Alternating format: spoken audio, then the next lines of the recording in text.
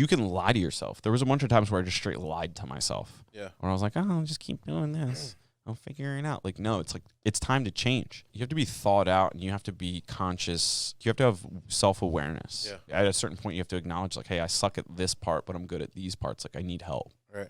I was never good at asking for help. I was just like, I'll just do it myself. Yeah. And that was so foolish. And that's probably why I failed so many times, is because, like, I was just like, get myself into these jams, and then I'd just be like, all right, it's over. All right. So we're good. We're drinking the Teresi wine today. Yo, cheers to the Teresi family house wine. Here you go. Yeah, man. From your mouth to God's ears. Yeah. You know what I'm saying? But we have Kyler, Iorio here. We got Gilmar, Andrew. Of course, Rambo. He's looking at Kyler like he really loves him. Yeah. But before we get started, smash the subscribe button. I hate saying smash. Click the button. Subscribe or smash it. If you smash it, make sure you don't like break your computer. Yeah. Also, make sure you head over to the Black Flag Nation Instagram, link in the bio. We'll put the link in the bio for this as well. Check them out for, I'm doing one of their workout plans right now. They've sent us a bunch of gear, blackflagnation.com. You know, I know a lot of people have asked and reached out about the workout that I'm doing right now. You can get it on their website and you can get looking this good. You might need to go out and find this vintage Smokey the Bear t-shirt to enhance your image. That I cannot help you with. Also, we have Alpha Bravo Canine. I'm not sure what the date is, but look out for it in April. We're doing a fundraiser walk local to us in PA, probably in Newtown somewhere. I think it's going to be in, actually, I'm not even going to say where I think it's going to be because it might change still, trying to get the permits together and things like that. So if you're local, we expect your participation for the walk. It's to raise money for more puppies, more puppy raisers, the facility, and the ultimate goal is to raise service dogs and donate them to veterans in need. They just got 3 new puppies this week. Training is starting immediately, housebreaking and things like that. We got Murphy on the screen right now. But yeah, so hit them up as well. That's Instagram, Alpha Bravo K9. Give them a follow, check them out. Trying to do good things for people that need it. Everybody, it checks 2 boxes. You got veterans, everybody loves veterans, and everybody loves dogs. So boom, bada bing, bing bong. Bing bong. Too early. But we got Kyler here. Kyler owns Piedmont Environmental, Sir. dumpsters, roll-off construction stuff. It's I can't wait to get into this. I mean, you brought us house wine from the Teresis, so Best thing is drinking out of a Dixie cup. There's nothing better than that. yeah, I don't know if you get much more like gangster than a Dixie cup. Like it's like what does a gangster drink out of? Gina's Maybe a Dixie cup or a snifter, maybe. Joe's grandfather's the gangster of the red wine. Yeah, He drinks out of a little glass, like that, like not even like a Scotch glass. It's like a little. It's just like this, a little smaller, just a little bit smaller. little glass every night for dinner. Just one a night. And that's about it. It's delicious. Yeah, it's good stuff. I'm not. I like to think I like wine. I don't know that much about wine, other than I like to drink it. Yeah. I think, you know, when you travel overseas, like Italy, been to Albania, like anywhere in the Mediterranean, they like every restaurant you go to kind of has a house wine. Yeah. And they'll put it on the table with like the bread and everything, and just give you these little glasses, and it's just kind of like you don't really drink water. You just kind of sip the wine. Yeah. And this tastes a lot like that. It's just delicious. You don't have to look at the wine list when you go overseas. Yeah. Because the house wine's like your best option. It's in a Pellegrino bottle. Yeah, he comes in and I was like, oh, he's bringing hydration. He's bringing water with him. Yeah, he's like, no, this is a gift. Yeah, this is Joe's grandfather's. It's like 50 years in the making. So yeah, we make it every September. It comes out really good. You know? Do you know the recipe? I've learned it. Yeah, I've learned it. They're just grapes from California. They get them from the South Philly market and break them up and I've learned it enough where I know which grapes they use in the process. It's really interesting. It's very natural. There's no preservatives or anything added to it. Just breaking up some grapes and watching it boil and sometimes ferment on its own. I know my wife drinks a lot of wine. She's not an alcoholic or anything. I don't want it to sound like that. She drinks a lot of wine. She's got a problem. Mouth is purple. But yeah, every now like I'm not a big drinker. I'll like when she gets something, I'll try it and I'm like yeah, it's pretty good. But this, like, if every restaurant had some of this, I would get wine all the time. Yeah. It's like really really good juice. Yeah. It's like I can't drink cheap wine anymore. Like just like the Rex Goliath from a wine store. There's too many sulfates in it, and it just burns up like your stomach. I can't. It's that anything. A lot of cheap wines out there, and just filled with sulfates, and much rather buy a $15-$20 bottle of wine from Italy and just enjoy a little bit of it than some shitty wine from PA stores. That sounds good to me. I know absolutely no. Like we've reached a point on the podcast where I don't know anything. First. Boom. Yeah. I'm definitely would probably. I see myself as like an older wine drinker. Like I'll get into it when I'm older, and people think I'm like sophisticated. Just get into it now. It's good. Yeah, I'm getting into it now. Yeah, definitely. I enjoy it a lot more than beer anymore. I don't know, just a couple glasses of red. I don't know what happened with beer with me. I was talking to, I forget who I was talking to the other day. I was just kind of, maybe it was Gilmore. I talked to him about everything. Should start paying him as like a therapist. But I was kind of saying how like I used to drink so much more beer, and I would drink like heavy beers. And now I drink like one beer and I'm like, I'm good. Yeah. I don't need any more of this. Yeah. And then sometimes I drink one beer and I'm like, don't feel so good later in the day. Like it's just not. And there are IPAs and things like that are pretty heavy. But like, why drink? I don't know. I just the taste of like Miller like light beer or anything like that. Like it doesn't really taste that great. I mean, you can lie to yourself and say it does, but I don't know. It's like I'll have one beer and sometimes I don't even finish it, and the waitress will look at me like I'm weird. Yeah. You gonna finish this? I'm like, no, take it. I enjoy a good beer every now and then. I don't know, something with wine recently. I just enjoy a good glass. Like there's all kinds of good wines like Malbecs and from Argentina and Spanish wine. So many good wines. I just enjoy it, a glass or two.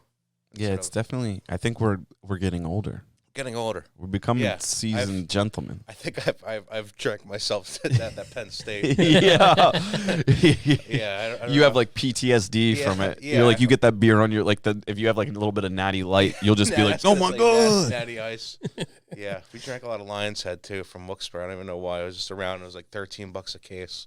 Yeah, I don't know why. Damn. We drank a lot of Lion's Head in high school, and it was like whoever brought it was like the cool guy that time. It's like, oh man, they had the riddles.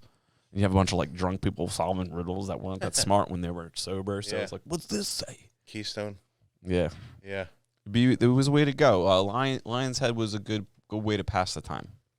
Yeah. But anyway, Piedmont Environmental. Yeah. The reason I wanted to get you on here for a long time because we had talked a little while ago about like the business you were starting or now fully in business. Yeah. I think you were just starting when we talked one time, or you had been in business a little bit of time. Yeah.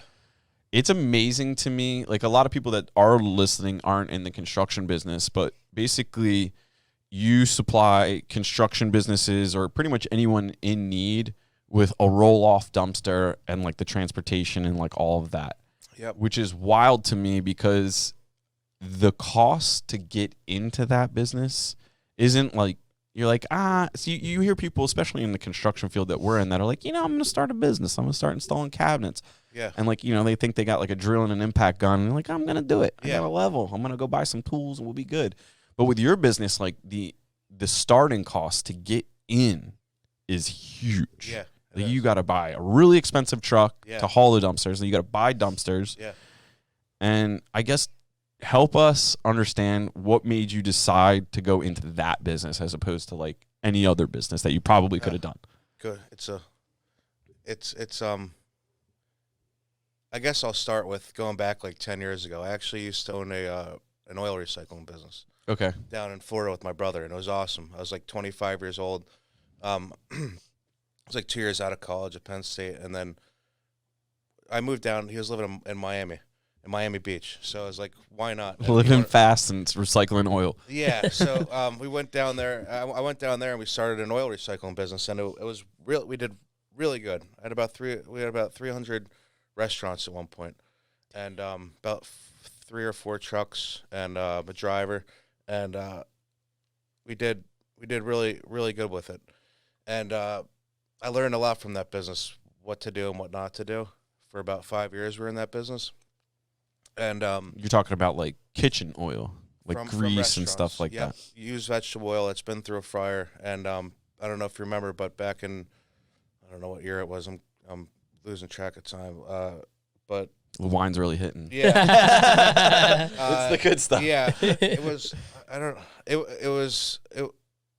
Biodiesel and ethanol were were really popular. Remember when E85 was becoming really popular? Or GM was adding E85 at the gas Yeah, station? everybody was taking like corn to create ethanol, and they were mixing that with the crude product to try and get you, cheaper gas or get you better gas efficiency out of your car. Yeah. So biodiesel was under that. It was a government subsidy from during it was during Obama administration. It was a government subsidy, and they gave all the fuel producers $1 a gallon for all the for any gallon that they produced. So In E85. for E85 and biodiesel. Okay. So our oil that we collected went to biodiesel. So you would take it from the restaurants as like the rough, raw product. Yep. After people were frying up chicken fingers and french fries, you Yeah. would come collect that oil Right. and then sell it to somebody? Sell it to a biodiesel company. Okay. And we would just dewater it and filter it and sell it as just raw used cooking oil. So long story short, it went really well, and then this was when diesel prices were really high, and after the program, like 4 or 5 years, they just cut the $1 a gallon, and diesel prices went down. So the price of used oil that we used to sell for almost $3 a gallon went down as to now where it's at 75 cents a gallon. And that happened at like the change of presidents, or that happened while Obama was still in office? It was while Obama was in office. When the subsidy ended, they didn't renew it. I don't know enough why, but my biggest takeaway from that was never to be involved with a government incentivized Like a government-backed program, I guess Yeah. you'd say. yeah, or a market that could fluctuate so much. And while I was collecting grease, I was always in the back of these restaurants, these alleys, and always found an interest in trash. And, so it's an economy-proof business. I mean, you have to get rid of trash no matter what. So that's what's driven me to be in the trash business. So you saw kind of like a protective hedge against like different threats, because like you're like, well, people, it's like kind of like haircuts. Everybody still needs a haircut. Everybody, like your toilets are going to get clogged. Like the plumber is always going to be in business. Right. The electrician's always going to be in business. The trash man's always in Yeah. business. Exactly. Okay. So it's driven me to that. I moved home and got out of the business. We sold off the business, and it ended up You did okay.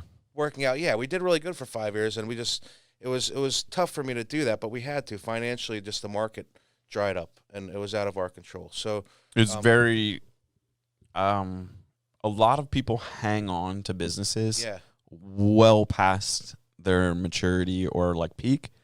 Right. It says a lot about you that you were like, hey, this ride's over. Yeah. We've got to transition. yeah, and I learned a lot from that. Thanks to my brother, he helped me fund it and started it up, and he had a full-time job, but I was down there at 25 single, just winging it, and we did really well with it. I learned a lot with sales and operations and So your brother had like a full-time job. What was he doing? medical sales. Okay, so Yeah. he was kind of like the money guy, Yeah. and you were operations guy. Yeah, Okay. sleeping on his couch in Miami Beach. Yeah. So If it we was had an a good okay time. couch, you know.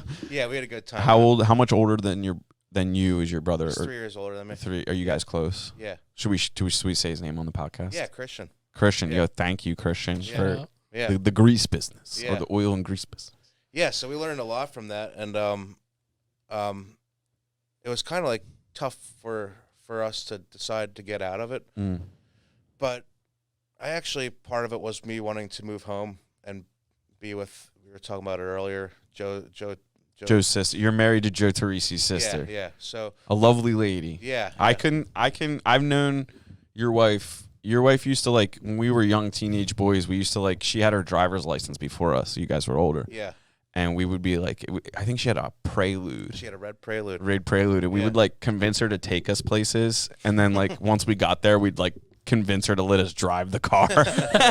And then nobody could drive stick but me. And I didn't even have a driver's license for some reason. I could drive stick. So, like, I would be like, Gino, just let me drive it. She'd be like, no. And Joe would be like, oh, well, we just back it out of the driveway. And then, like, that next thing you know, we were taking around neighborhoods and stuff. Sorry, Mrs. Teresi. We were just talking about the car, like, about a week ago. The car was amazing. Yeah, I burned the clutch out on the car, so I learned how to drive stick. Yeah. That car had 4-wheel steering. Yeah, it did. It was one of the few Honda Preludes, or one of the few cars at that time that had, like, real 4-wheel steering. So, like, Gina, for some reason, she's probably a good driver now, but at the time we thought she was a great driver because she literally, like, turned that thing around, like, on a dime. And it wasn't until I got way into cars later that I was like, oh, no wonder she could bust a UB like nobody's business. The car had 4-wheel steering. The first car with rear wheel steering. Yeah, you could literally be going straight and then just, like, turn around. Yeah. Just about. But so you came up. How many years ago did you, like, move up here and start this endeavor? We got married in 17. Don't mess it up. I know. I'm the same way. Bad at remembering I'm the same way. frames. We got married in 17, so I moved up like 2 years before that, 2015. Okay. And you knew Gina from high school. High school. Went to South together. Yeah. Yeah. We dated in South and went our different ways. I went to Penn State, and then we kind of reconnected at the end of Penn State, and we were on and off, and we wanted to explore. It's just college life, you know. Yeah. You want to see what's out there. Yeah, and then even afterwards, we would talk, and then we wanted to still explore life, and that's when I went down to Florida, and then we just always talked and reconnected, and I knew I wanted to move home. We were getting serious, so moved home. Had to cut ties with the business. That was pretty tough for me to do. Yeah, it's always hard. It's always hard to, like, stop a business as an entrepreneur. I've done it a few times. Yeah. Sometimes I did it really well, where I was like, really well in the sense where, like, well, this is over. Yeah. Kind of thing. And then sometimes I, like, held on too long, and it really, I guess it cost me emotionally. I have, like, this wisdom now. At the time, like, I have this wisdom as of, like, this year or last year kind of thing. It's like you hang on to something past its, like, best time, and then, like, it starts to emotionally weigh on you. You start to resent, like, different aspects of the business or people for no real reason other than, like, you should have made a change. So, like, that's why I was saying it's, like, really, really says something about you that you're like, hey, look, this is over. Yeah. It's tough, but. Can I ask, like, what businesses there were?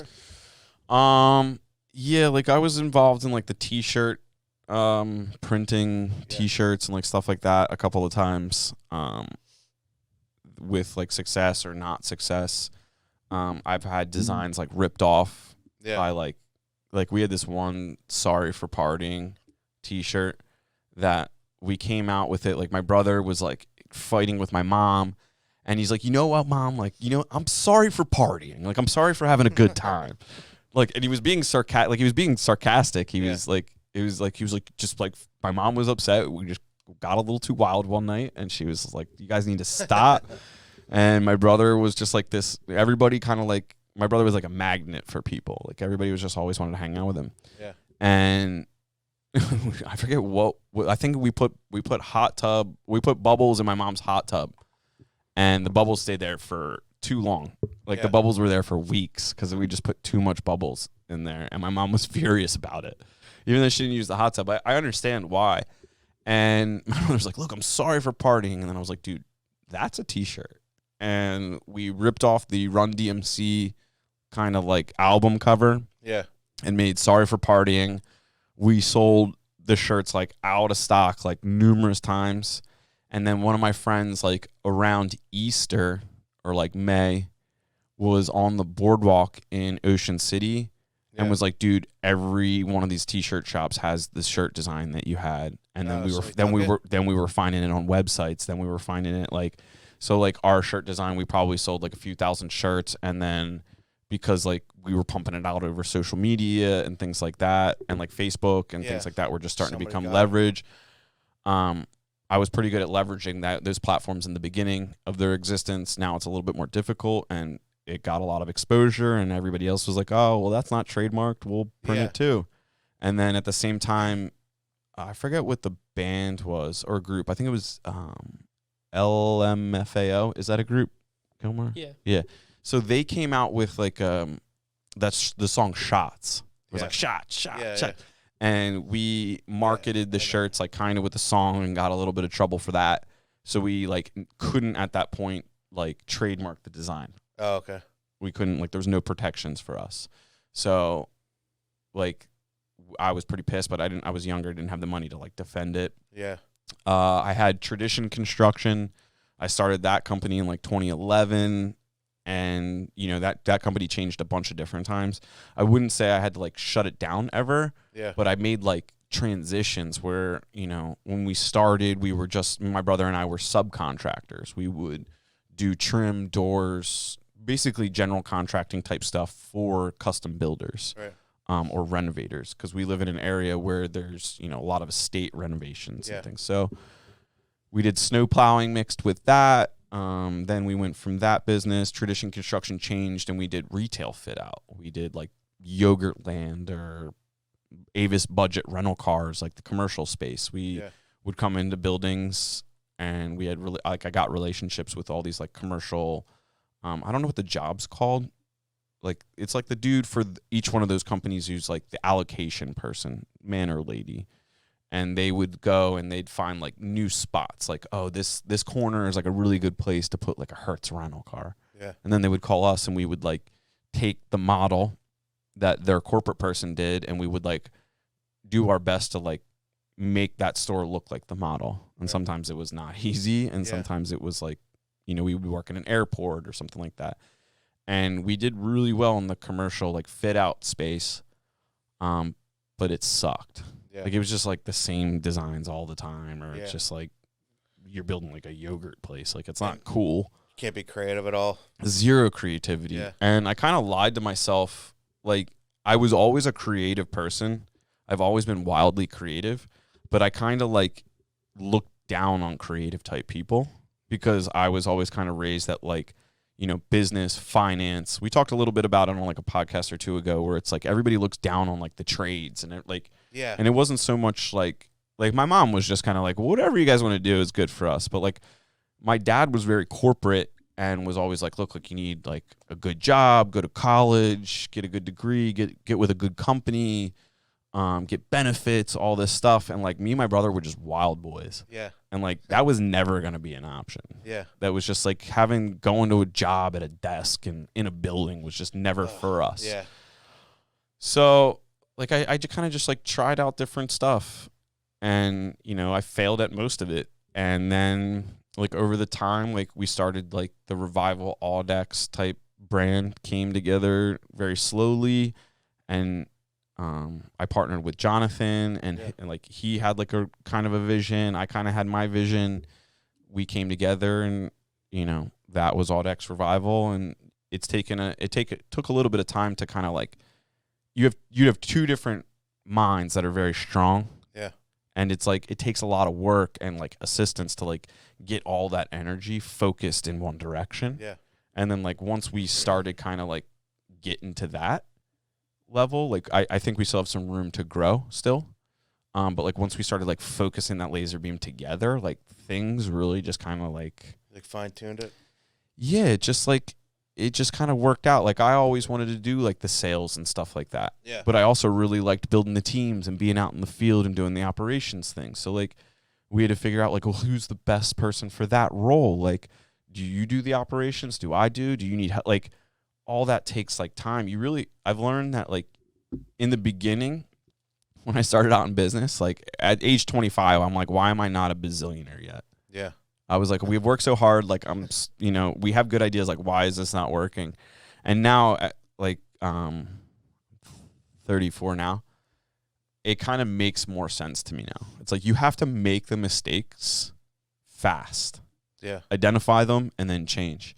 And now I'm kind of like, I approach mistakes differently than I used to, where it's like you identify a problem, like, the business is like not really working for whatever reason. Like, you have to like make active decisions to survive better. Yeah. Like, nobody wants to just coast by and like just survive. Everybody wants to thrive. Right. But that takes a lot of mistakes. Yeah. So, I've probably been like from high school, we had like different side hustles, we were always just looking for opportunity to make money. And it wasn't until like my mid 20s that I realized I started putting together that it's not about making money. It's about finding people that need help and then helping them really well. Right. And then doing that over and over again. And then you make money. It's like you can't, like, people talk to me now and they'll be like, hey, I got something that I want to like, run by you. I got this business idea, not for me to like invest or get involved with, but they have ideas. Like the most recent one, like I talked to someone who wants to do like glass, like I don't even glazing of some kind. Like I don't know enough about glass, but they're like, well, the market's, so up in arms. It's the lead times are this. Like I figured out how to do it. Like I'm trying to get a shop space to like do these glass panes and like fix this because everybody needs it done and nobody's doing it fast enough. And I'm always like, well, it sounds like you have a problem. You have the solution. Now you just have to find people with that problem and do a good job. Yeah. So, I mean, I'd probably say I've failed 6 or 7 times. Yeah. It's funny because like it's like you kind of find yourself doing that in like high school, before high school. I think I was in like 6th grade and I was starting cutting lawns, like wheeling around a little push mower around my development, hustling like a few lawns, and then we started with like different things. Snow removal. Yeah, was probably like the first like entrepreneurial thing my brother and I did, and my brother was always super supportive. He's big time. He's his own man now, and like he started becoming like he went on to a different profession like a few years ago, but like he was always like ride or die. So it was always like some dumb idea I had. And then I was like, what do you think? And he'd be like, all right, I guess I'm in.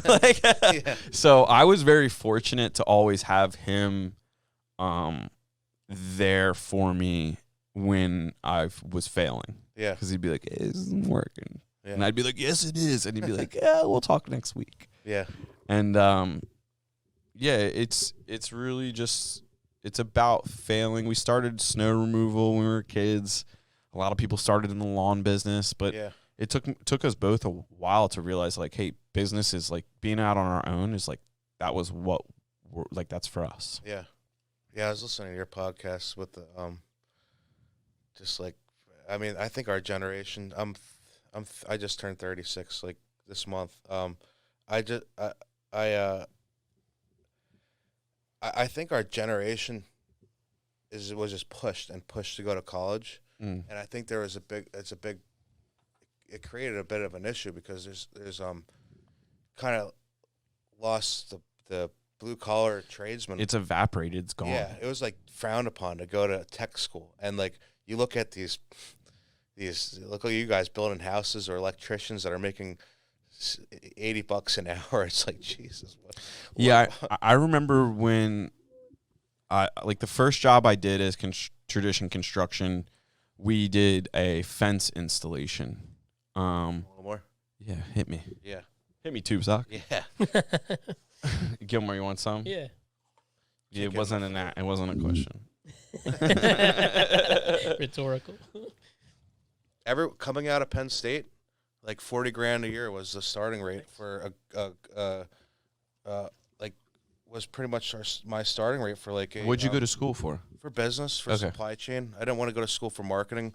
Everyone was at like pharmaceuticals at that time. Everyone was going selling machine equipment or pharmaceutical sales. Pharmaceutical sales was like the biggest thing when I was in school. So I just always liked operations. So Penn State,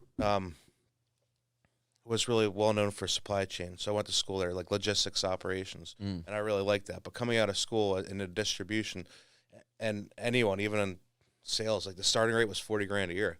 You look at people now that didn't even go to school, are making, really good money in trades, and I know so many people that went to school. I feel like this is almost repeating. You've heard this. Everyone's heard this for years, but so many people that went to college and never used it and have $50,000 to $100,000 in debt. This doesn't make sense to me. Yeah, I still have student debt. I went to college twice. I graduated from Temple in 2011. I started my business in 2011. We had the equipment. I had a truck. I had, my brother. We had willpower. We knew how to get shit done. If we didn't know how to do it, we could figure it out. Yeah. Been figuring out our whole life. Yeah. And at the time, I forget what the situation was exactly, but like I was getting rid of a car that I had built, and my dad's like, "What are you selling the car for?" And I'm like, "I'm gonna get an F-150, and we're gonna start this construction company." And it was kind of already underway. I just didn't say anything to him, and he was like, "Why?" Yeah. And honest to God, like I never looked back after he questioned that. Yeah. I was like, why? The sheer fact that you're looking at me like I'm an idiot right now, like we'll talk about this later. Yeah. Yeah.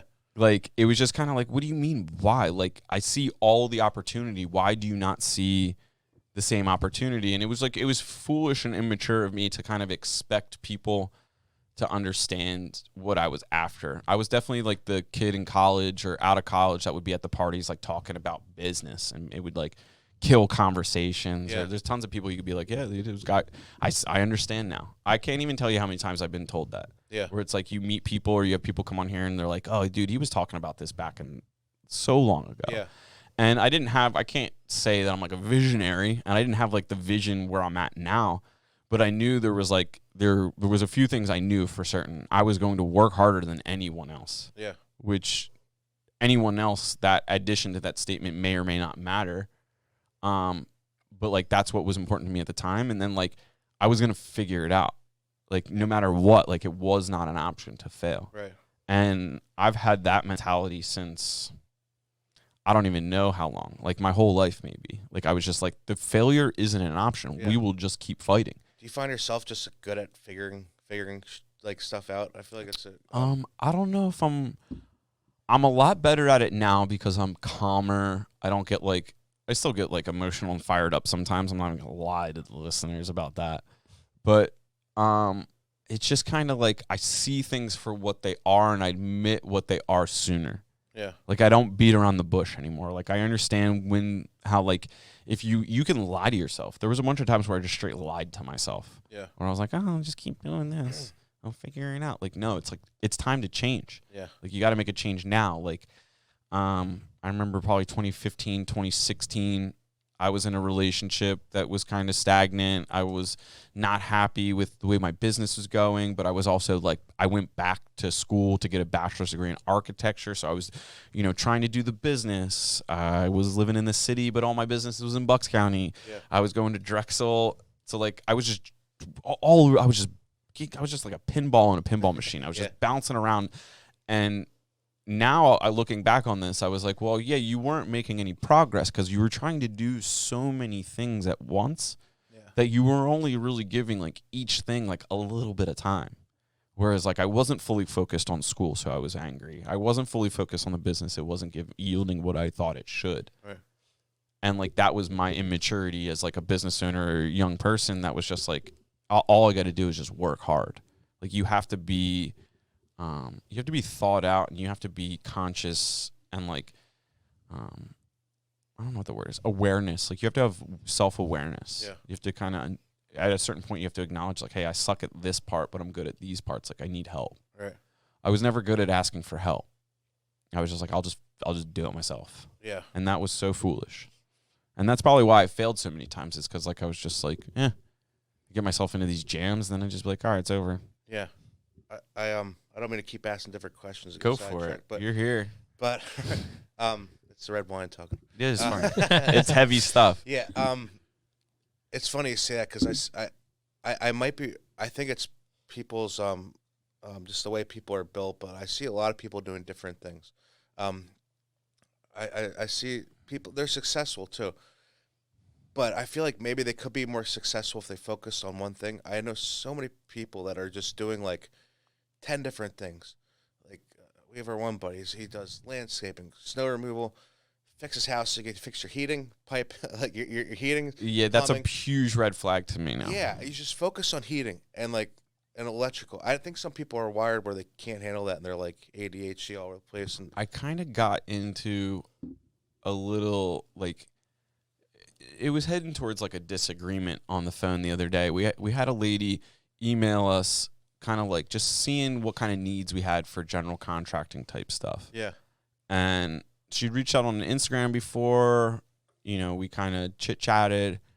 Then she sent a follow-up email to her original email like months later, and this came through like last week. And I responded to the email, and I'm like, well, like, what do you like? Where's your portfolio? Let me see, because I'm always. It's weird. Like you heard my buddy just call now, and he's like, hey, like I got this guy. He's looking for kind of an opportunity that I feel like you might have. Yeah. I don't want to connect you until it's a good fit. And I get that happens to me a lot. And so people reach out and they're looking for work because they think we have it all. And I sent back something to this woman. I'm like, well, what do you guys specialize at? You just sent me a picture of like a bathroom. You say you do decks. Like, you do this, that, or the other thing. Like, what do you do? What are you good at? Yeah. And I sent her an email back with like 6 questions. Like, how many people are in your company? What's the best thing you guys are at? Like, what is your bread and butter? If you could do this all day, every day and make money, what would you do? And she didn't respond to their email. Her husband called me, who's like the business. Yeah. And he was pissed off. Really? Like the immediately I picked up the phone, you could tell he was a little agitated. And I'm like, okay, I don't understand this energy, but okay. And after we got into it, I could realize he was frustrated, not with me, but like with the questions I was asking. Yeah. And I was like, hey man, he's like, hey, well, we frame this, we do this, do you guys need deck builders? And I'm like, well, look, like this is how we're set up. Like our framer will frame the deck. Yeah. And then sometimes like, he'll put the deck boards down, or we'll get someone, that does that, or one of our guys will do that. But this guy's like, hey, well, we do. I'm like, well, what do you guys do? Like I see tile here. Like, do you frame houses? And he's like, yeah, well, yeah.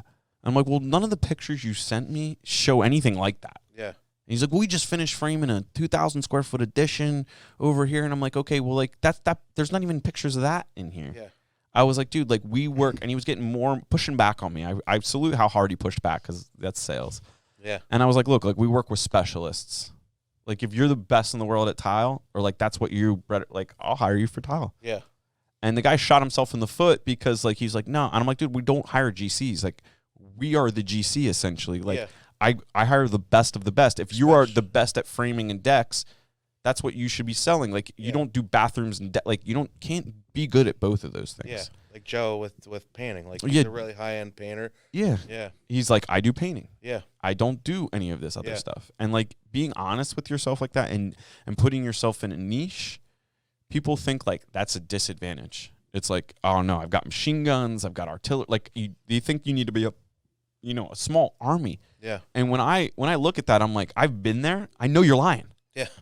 Right? I've been in your shoes. Like I know you're not good at all of these things. I can do everything. You can't do everything. Jack of all trades is a big red flag for us. Right. So I said, hey man, like I would love to talk to you more about like whatever it is you do, but I don't think this is a good fit. Like you're trying to do. He could be the finisher. He could come do all the little bullshit at the end of the Yeah, that's why I was like, I don't know where you fit in. Like we hire specialists because like our business is built on quality. Yeah. Over everything else. And if you're not high quality at one thing or two things, like you don't fit into our model. Yeah. And that like I was just being honest to like be direct and everything, and it pissed him off.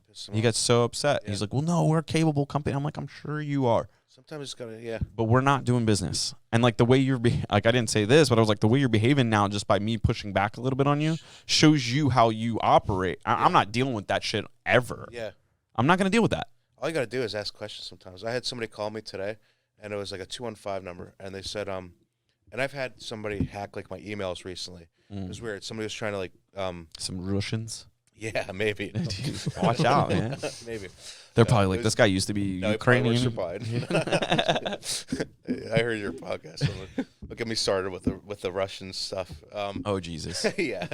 We'll need a dumpster. Yeah. He probably works for the Biden administration. But anyway, now somebody called me and they're like, what did he say? No, it was an automated call, and it was like they were acting. I could have sworn like 100% it was PayPal, and they're like, confirm these transactions. You have 3 different things that somebody just charged your account, like a Google Play and stuff like that. I'm like, that sounds like, I didn't even think of it. It just sounded so legitimate. So I press 1 and I answered, and it just sounded shady. The guy that answered the phone, He's like, hello? yeah, he's like, hello. He's like, what's your name? I'm like, what's your fucking name, dude? I was like, what's your Yeah, you're name? talking to the trash man. I'll take you out. Yeah, what's your name, dude? I was like, why are you asking me? So I was like, where are you based at? I just started asking questions. Like, it just made me think of what you were saying. Is asking questions, and people get agitated. And it just right away, there's like a red flag for me, because he tells me he wouldn't even tell me his name, and then he eventually hung up on me, and I knew it was fraud. Scammers, dude. Scammers, but sometimes the point is you just got to ask questions, and you get, I guess. Yeah, it's really. I've gotten really good at asking. I don't want to say the right questions, but asking good questions. Yeah.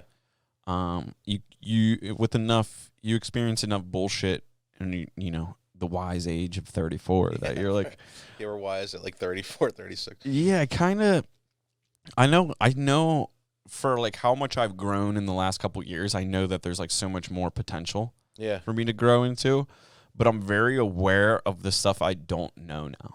Yeah. And now when I'm like, I don't know. Yeah. I don't know about this. I immediately just trust that instinct. I'm like, I don't know about this kind of thing. And, and you end up here. Yeah. But we deal with some of that. You guys built some awesome houses, man. I watch it on Instagram. I appreciate that. We'll have to get you up. I'll be honest, is the Piedmont dumpster on the side. Yo. Apparently, John, we reached out to you guys. Yeah. John called you guys like a week or so ago, and apparently, like all your dumpsters were out or something like that. He's a shopper, man. He is. It's kind of a that's fine his line job, dude. He's negotiating. But I can go so many different directions. But I'm like all over the place sometimes. But me too. So like sometimes you don't walk on people's toes. It's kind of an interesting business that I'm in. I would definitely agree. Going back to the grease days, everyone was cutthroat. That's a whole other story. People would steal the oil. So they would show up and like take a business's oil that you're obligated to take. I could have a podcast about people stealing our oil.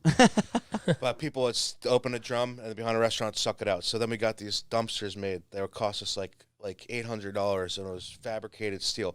They'd cut through the tops and then get a 1-inch hose and stick it in there.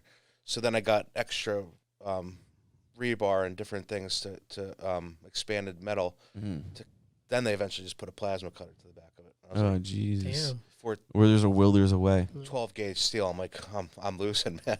Yeah. Somebody's got a plasma cutter in their truck just to steal the oil. It's like that dude's serious about stealing oil. Yeah, they would steal all of our stuff down there. And everyone was cutthroat. All the competition hated each other. And here, this business I've got into is really kind of interesting. Like, we kind of network a little bit with each other. I do a lot, and I enjoy it. I work with a lot of different haulers. We all kind of know each other. If we're having trouble or we can't take care of some jobs, I'll pass it on to some people, like my one buddy in Doylestown, and I dump at DWR. You guys use DWR, kind of a fine line, you know? So I don't want to step on certain people's toes. There's so much work out there that I don't really need to. Yeah, it's tough for us right now. What little I know about like the dumpster world, they're charging us like all these companies that we do a tremendous amount of business with. Yeah. Like when we have dumpsters at houses, like the house we're building in Buckingham right now, that dumpster from the start of the project to the end of the project might get swapped out 10 times. Oh, and that's a good. decent amount of revenue for a hauler or like a container company. So our container company just like surprised us and started charging like, administration fees, we'll call them. Oh, really? And we were like, whoa. And they're like, well, dumpsters are costing more money because gas and costs and COVID and this, that, the other thing. And we're obligated to our customers to like do right by them. So we're going to shop the prices. Right. And then, or we're going to push back and be like, we're not paying that. That's ridiculous. Like, okay, charge us that. We'll go somewhere else. And then they're like, well, wait a minute, hold on here. And then, or you're dealing with like a salesperson or a rep that doesn't know like how much business you do with them. Yeah. And we're definitely not the biggest dealing with a company, but I know like we're renting a lot of containers at one time. So like it was kind of odd to me when they started charging us like these like weird transaction fees and stuff like that to Did like they tell you before or after the fact? Like, you found out and called them? No, it was like one of those like, oh, where'd these costs come from? And then you hit them up and they're like, well, that started it, and be like, okay, well, like you can't just like do that. Yeah. You think we're gonna pay this? Yeah. You just surprised us with some fees? No, and that puts a bad taste in our mouth. So I'm sure that's not really my focus here at our company, but I did hear about like how we were shopping the prices around a little bit, and the market's really tough right now also because there's only so many dumpsters, only so many dumpster companies, or only so many waste plants. Yeah. And renovations and construction is like, whew. Yeah. So production's up and the supply's not. So, raise your prices, I guess. Yeah. Well, this winter is like summer, man. It's nuts. Like, we'll see what happens. It's unfortunate for companies that do that because they think like what is happening now is forever. Yeah. It's a foolish thing most foolish thing you can think in business. Save your money, and you gotta plant seeds for rainy days. And when you're shitting on companies that will survive rainy days, God willing, like we'll remember it when you're hurting for business, and we've got builds going still. Like it's gonna be like, well, you remember that time? Yeah. You slapped us with some bullshit fees. We don't do business with you anymore because of that. And it's not being petty. It's not. We're obligated to do a few things. We're obligated to protect our team. We're obligated to deliver the customer the product that we promised them.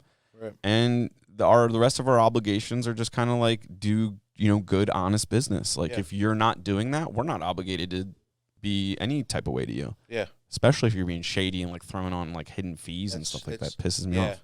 That's like almost what like the big guys do, like Republic and them. What's funny is I have a few front load accounts, like almost you have like here, like small dumpsters. Where you come in and you like scoop it up. And and I sub it out. I don't do that. I just do roll off. But I manage the accounts. And Waste Management bought out the company I used to deal with, and I deal with them now. And you could just call them, and they'll throw these fees on, and it would be like $200 a month, and now it's like over like a year, it'll go up to like $300-400 a month. They just jack it up like 50% over time. Well, they don't tell you. They just keep. Yeah, that pisses me off. We don't hidden fee anybody, so don't do it to us. But you can call them and say, "Fuck you, I'm leaving." Yeah, and they'll put it right back to $200. Yeah, it's insane. And that is almost more infuriating for me in the first place, especially if you have like, I know a few people that are either famous from Instagram or sports or whatever, and it's like I heard a story recently about like a gym membership situation, and the individual they did it to is pretty successful, and pretty well known, and like can be outspoken, and something happened where they messed up his credit card number or something, and they're like, well, we technically canceled your account, we're going to reopen your new account, and we're going to charge you the new account holder fee. And he was like, what? I've been coming here forever. And they were like, well, that's business. And then he was like, all right, well, business is closed. Like, I'm out of here. And then somebody called him from that company and was like, look, the person you're dealing with is new. They didn't know who you were. And then that even pissed him off even more because he's like, it doesn't matter who I am. We'll give you the old rate. Well, like, it doesn't matter who I am. Like, the fact that you even do that at all to, like, valued customers is ridiculous. I'm not coming back. It doesn't matter. Yeah. And I was like, good for you. Yeah. And, you know, They shouldn't do that. Like that. Yeah. Like it's good business. companies shouldn't just throw on these admin fees. They should let you know. Like Transparency. That's Yeah, all we're asking right, for. Like, it's right. not so much like the cost of it. Like, the cost of doing business is the cost of doing business. Yeah. But, you know, we're very open and honest with like what people's projects cost, probably more so than any other company. Yeah. Like, our clients trust us because we're so like transparent with all that stuff. Like, they know how we make money. Yeah. And we're not like, some people are like, oh, we got to hide the markup. We got to hide the It's like, no, our customers expect us to make money. Yeah. It's like, you want to keep doing business. They want us to win, but we're honest about it. And, you know, at the same time, we're obligated to like protect them. So when somebody throws on like some hidden fees like that, we're like, you're not only just pissing us off, but we're like the bodyguard for our customers' project. Like, we're obligated to like say no. You know what pisses me off even more too is like when they don't when you're a good customer of theirs, but when you're just like the one-off customer. I dealt with recently with a vendor for dealing with my truck, and it's just like they kind of threw me to the side because I'm like I don't have 30 trucks like AJ Blazinski, and I was like that's kind of bullshit. I would never do that to anybody. I would never treat you differently. I mean, I might put you as a priority if you have 30 trucks compared to the guy that's got 2 trucks. But I would still treat you just as good as a customer as they are. Is that COVID? Excuse Are you going me. to kill us all? Yeah, I have COVID. He's going to kill us all, dude. I got the antibodies. Me We're too, fine. yeah, what's You know, up? we're protected for like 2 cough years. on me and good. Yeah, dude, cough in his mouth. It's fine. No, You won't. talking too much. You won't live on the podcast. That would take it too far, maybe. No, I definitely I resonate with that like a lot because there's projects that like we have a variety of projects. We have like kitchen renovations, and then at the same time we're building a custom home. Yeah. And I've had customers, and this will piss me off, and I've lost my cool a couple of times, like not wildly lost my cool, but like pushed back on customers, like the smaller guys, like, oh yeah, I know things aren't getting done here because you guys are at the bigger job. And I'm like, excuse me? Yeah. I'm like, no, that's not how things are going here at all. The sheer fact that you're implying that means I, maybe failed at explaining things to you or whatever. But like the person, like what we're waiting for your project has nothing to do with that bigger project. Yeah. We have a whole other team working on that project that's completely unrelated to yours. We're waiting on materials for your project. That's why we're not here. Yeah. Like the fact that we're treating you less because of like your project smaller is something that we actively don't do. Yeah. We treat you, even if we like don't make as much money as we thought on your project. Like we're still there to the end. It's the same high quality project because it's not always about the money. It's about you need money to survive and keep doing business, but like we're built on quality. So when somebody implies that we're focusing on somebody else's project because they might be paying us more money, that's just not the case.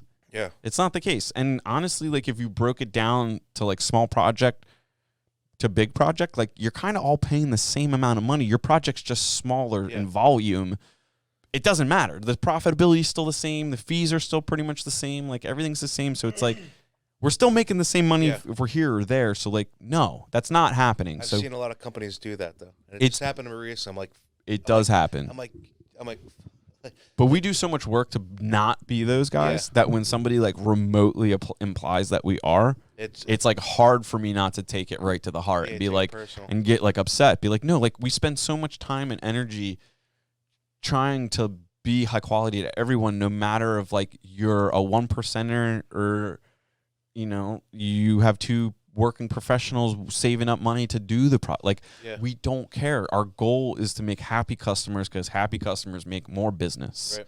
And it took us, I'm not going to say us, it took me a very long time in business to like realize what it means to be successful in business and what it takes. It's really just helping people really well so that you help them so well they pay you. Yeah. And then you help their friends or you help their family members or you help the people that come and visit their house or like it's all about helping people. Yeah, because if they're happy with that small kitchen, then they're going to pass it along to their uncle who owns not a construction business, but they'll be like, oh, my uncle, customer. blah, blah, blah. Yeah. It's like, what? Yeah, sure. Definitely help them out. Right. So it's really just being good to people. And I learned too, throughout just my last business and this business, and this is, dude, I started this time last year. I left my job. It's only been 1 year. I started my business about 2 years ago. I started 3 years ago actually. I started brokering, but last year I was doing it on the side. Last year, I took The leap of faith. the balls. Yeah, you bought a really expensive truck. Yeah. How much was your first truck? Can I ask that? 30 grand. Absolutely. 30 grand. 30 And grand. how much was the new one? Only 45. You buying these used? Buy them used. And you I buy them fix from like up. The new one I bought it for 45. But how much money did you put into the truck after Probably at this point about 15. Yeah, so But that truck new is about 250. yeah, $250,000 truck Right. that we're getting for 40 grand and throw another 15 and you're good. Yeah. But that's what it takes to get started. I didn't Yeah. build my business with a brand new truck. Yeah. And Right. same in the oil business. I started out with a little Chevy Silverado picking up 5-gallon jugs, and then it built. You slowly build it up and like learn what you need. This is kind of different because you just have to. You have to buy the heavy equipment. You have to have a heavy truck. But in Florida, I learned just to kind of learn the ropes and figure it out. I'm kind of good at just figuring it out, and I kind of started up the small truck, getting some smaller counts, and I learned what you need. And got some bigger equipment, and eventually got a big pump truck and things like that. But What do you when you say like you're good at figuring things out? Like what is it about you that like makes you good at figuring I things don't out? know. Is it just the like will just to figure shit out? I don't know. Like I'll do whatever I have to do to figure something out, and it's probably my best trait. yeah? I think that's called resilience. Yeah. I just whatever I have to do. I've been good at it in Florida. My last job. What'd you do before you went out on your own this time? In between there and here, you had a job? Yeah, for about 5 years, I worked for a manufacturing company. I went back to going to Supply chain. supply chain. Yeah. And Good thing you're out of there now. really good people.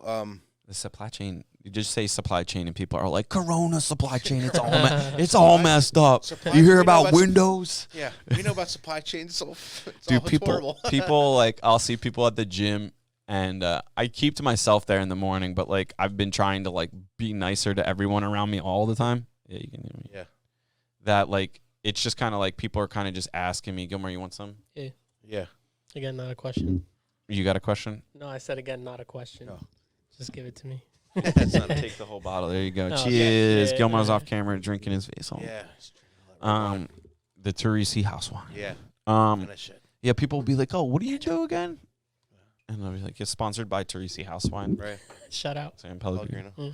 Pellegrino. DBA has Pellegrino. Yeah. Hopefully nobody hits us up and they're like, "Oh, you got to take that off your podcast." Yeah. We do not condone. I'll be like, "Nope." Don't reuse those Pellegrino bottles. Talk to our legal department. Staying. Here's the number for my legal team, and just give them like a 1-800 number to like. I'll give him Piedmont Environmental's number. Yeah, right. He'll be like, dude, he'll call me, be like, dude, I got another one of those calls. They didn't want to give me their name. No, I'll be like, I'm sending them to you. I buy the cases from Costco just to reuse the damn Pellegrino bottles. Yeah, you probably got to stack them up. You That's fancy. Yeah. But I don't even know what we were saying. The supply chain. Yeah, people like at the gym in the morning, they'll be like, what are you doing again? I'll be like, oh, I'm in construction. So they'll be like, oh, is the supply chain hurting you guys? I'll be like, what do you do?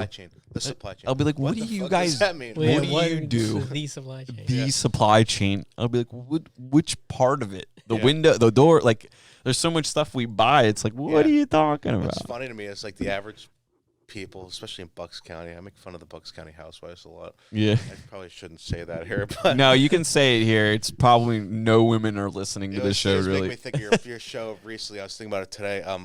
The last one that just how ignorant people are on the road because I'm on the road all day, and Dude, it really I'm like I have probably like 4 or 5 dash cams I have in my checkout cart. Yeah. I'm like researching which one I want because I am getting a dash camera. The 100%. shit that happens to me, I have drive to. 30,000 miles a year. First thing I do, dash cam. I have it on both my trucks. Yeah, well, I mean, you're commercial, so like for you, like people Liability. people pull out in Dude. front of trucks that size. They don't even realize what it takes to So stop. It's in the rain. It happens to me like a couple times a week. I'll be like coming down a hill, like completely loaded, and they'll just pull right out in front of you, like just. Or they'll pull out in front. Like the worst was like when I'd have like a car trailer or a trailer on my truck, and people would pull out and be like, "Do you know what it takes to stop You don't me care. right here? You don't Care about their frappuccino from Starbucks. Yeah, it's like, and they're texting all the time. Dude, I've seen so much shit. The other night we were sitting at we were heading like east or what? I forget where we were. We were heading east on the bypass. We were stopped at the traffic light where the NAC is. Yeah. We're in the turn lane to go left to Newtown Brewing. Right. And my wife and I are sitting there talking. I'm looking, and somebody coming this way, a car on a no turn on red, pulls out onto the highway at the NAC. And I'm like slow motion. I'm laying on my horn because I see the car coming at 55 around the corner. Yeah. And there's a reason it's no turn on red. They're on their horn. They just swerved around that car. I'm like, if they had pulled into the fast lane, that car would have just smashed into the front of us. And I'm like, I'm sitting here, I can't even move away. And I looked at my wife, and I was like, got a little bit of a rage issue. Yeah. And I literally was just like gripping the steering wheel. I'm like, I'm gonna turn around. And she's like, no, let's make the left. Where are they going? They're going to Michael's. Yeah, they're like flying, like, oh, I gotta turn here. There's no cars coming. It's like, no, you're turning onto a highway from 0. Like, you have to go from 0 to 55 faster than that car hits you. But that like 3 seconds that they're trying to save if they're going to Michael's, and just like they don't realize like it saves nothing. You're dead if the car hits you. I watched a guy today. I was at 95. I try to stay out of the city as much as I can. I was down there, and this guy cut 2 lanes across from me, in front of me. 2 lanes, cuts across, no turning signals, and it's 95 north, and it's backed up. He goes around me 2 lanes and throws it in reverse. I'm like, what the fuck are you doing? He missed the exit. No, he drove 500 yards in reverse onto an on-ramp in 95. Yeah, swerves like around 2 different cars in reverse. See, I get mad, and like I support the police. I don't have any problem with the police, but in Newtown at least, like they sit on the bypass, and you see people do dumb shit, and you're like, dude, there's a cop right there. Why isn't he doing anything? And you drive past them, and they're like this, looking at their phone, looking down at their phone in the center median. Yeah, I saw it twice today. Literally, it's fresh in my mind. I probably saw it 3 times last week, and I'm like, wait, that cop didn't see anything because he's not even looking at the road. Yeah. We were parked in the middle of a highway trying to catch people doing shit, and you're not even paying attention to doing shit. It's like, that's kind of unsafe to me, too. It's kind of like, I don't know if even if I'm in a police car or whatever, like, I don't know if I would sit in a spot that I could potentially get crashed into just to sit on my phone. Yeah. It's like, that kind of seems unnecessary risk. Right. Let's circling back around to I call them the Bucks County Housewives, and they like, it's just funny to have people have no idea what goes behind. I just have an operations background. And I really enjoy like operations. I worked in wastewater pump stations and all kinds of stuff. And when I moved home from Florida, I actually worked for a waste hauler, and then I worked in wastewater. So I was always kind of interested in waste, and I worked for these different kind of companies, and I kind of learned it. And it's just so interesting that what people have no clue what goes behind supply chains and operations behind like buildings and what it takes to get their shit down the drain from a toilet into a sewer main down to a wastewater treatment plant, and like that's kind of sidetracked, but like you're supply 100% right. chains, like they have no idea what goes what goes behind to getting their stuff from Amazon to their doorstep. It's insane. And people, the problem is, like I hate Amazon for the simple fact that, hold on, I lost myself here. We down, Gilmar. Oh no, we down bad. I'm gonna plug it in so I can hear myself talk. Yeah, that's important. That's important. Like right now we're dealing with doors and windows are like it's a pain point this week. Like I have one house where I got half of the exterior doors delivered last week, and the rest were supposed to be in the order, but they weren't. Right. So I'm like, yo, where the hell are my doors? It's become like acceptable though. And they never know. There's never an answer. Like they'd be like, it's kind of like, I mean, I blow back on our supplier. I've learned to like not. Because the first couple times it happened, I'm like, what do you mean you don't know where half of my $100,000 order of shit is? Or maybe it's not that much. I don't know, situationally. Yeah. But it's like, oh, well, the truck comes in on Thursday and whatever's on it from that manufacturer, that's like what we get. We don't really, like, there's no tracking numbers. And it's like if you have a customer involved, they're like, what do you mean you don't know where the doors are? Right. I give you all that money. What do you mean? And it's like, you're supposed to be the high quality builder that's on top of everything. And it's like, well, like, let me explain something to you. that manufacturing company is so backed up that they're just shipping things out as fast and as Whatever they they got. can. And they're like, dude, I literally know when my Amazon package is getting here today. How come that the door doesn't have a tracking number on it? It's like, no, it doesn't. Yeah. Because that company doesn't going to invest in that because you're still going to buy doors from them. Yeah. And they don't care because they don't have time to. Right. It's not they don't hate you. They're not like, screw your project. We're only going to send you half the doors. They just weren't ready yet. Do they explain what the problem is? It's usually just like logistics, trucking. Like Yeah. there's not enough trucks. There's not enough Right. truck drivers. Every truck they get, like they'll be like, yeah, look, like the delivery we got from that manufacturer, like the 18-wheeler that came in, the semi was fully loaded. There wasn't no free space, so they literally put as much shit onto the truck as they could, and there just wasn't room for your shit. So it was like, okay. Can anybody explain though what is this huge shortage of laborers? Like, I want to know. Like, I wish somebody. Dude, we've gotten into that so many times. I have no idea. Do you know what I think it is? Hit me. I think it's our government continuously paying Unemployment and stuff. Because That's the only thing. That's the only thing you can think of. $600 a week stopped, and that stopped, and I thought like we're gonna see an influx of labor, and you know I'm looking for truck drivers. I'm not even touching right now because I know like The people you're hiring are like meth heads. yeah, I want a really good You want a good driver. and I'm not even touching it. I'm good, just doing it on my own for right now, and I'm newer and just started not too long ago, but I want an answer. Like, I read like the Bureau of Labor Statistics reports. I read like the BEA, Bureau of Economic Analysis reports. yeah, They come out, usually both of those come out quarterly, and it'll be about like this previous quarter. yeah, So like when the quarter ends, like the following week or two, like that report will come out. And there is a huge difference between the available jobs and the available people to work. And what people don't realize about like unemployment and the like the labor number, the way that number is calculated is and I might get this like this might be 90% accurate because I'm not going to capture all the information, but you lose your job. You apply for unemployment. You are in the labor pool, but you don't have a job. After a certain number of months, you're pulled out of that number if you don't have a job. Or you're assumed that you're no longer in the labor force. Like somebody like my mom, you know, got her like forced retirement years ago, and she retired, you know, relatively early, and like that was it. Like she didn't get unemployment. She got her severance, and then she started receiving her benefits, and her retirement kicked in, and so like she was never considered part of like the labor pool that wasn't working. So like if you're out of that for long enough, they just stop considering you part of it. So like that's a factor. The unemployment numbers, like I have been reading a lot of like anecdotal evidence where people are talking about specifically people that have their jobs listed on like Indeed.com. It's like if you're an employer and you've got all these jobs listed. yeah, I've had a couple people tell me how they like will get people call in to apply for the job, or like will fill out the application on LinkedIn or Indeed or whatever, and they'll be like, okay, and then they'll interview them, do a phone interview, and it's like all bullshit. Yeah. Because while you're on unemployment, you need to show that you're at least trying to get jobs. Right.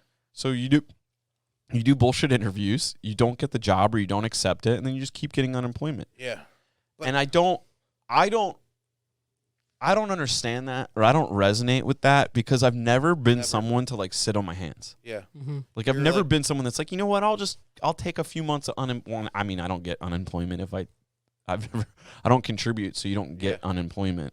I'm not W-2 employee. Yeah. So like there is no option for me to like coast. Like I heard so many people that were like, yeah, I'm on unemployment right now, so I'm going to start a business. Yeah. Like, what?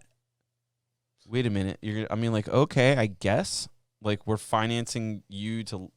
I guess you're not playing video games, so can I really be that mad about it? Yeah. But at the same time, it's like, I get very frustrated by people that are like, you know, I'm just going to take a well-deserved vacation. It's like, what? Yeah. That is so un-American. Yeah. Then that's like not how I was raised. I mean, obviously we were raised to look down on the blue-collar workers, so maybe we didn't get it completely right. But like, I was always, you know, under the impression that like if you show up, you work hard, you don't give up, you keep fighting, like eventually everything will, come together no matter what you're doing.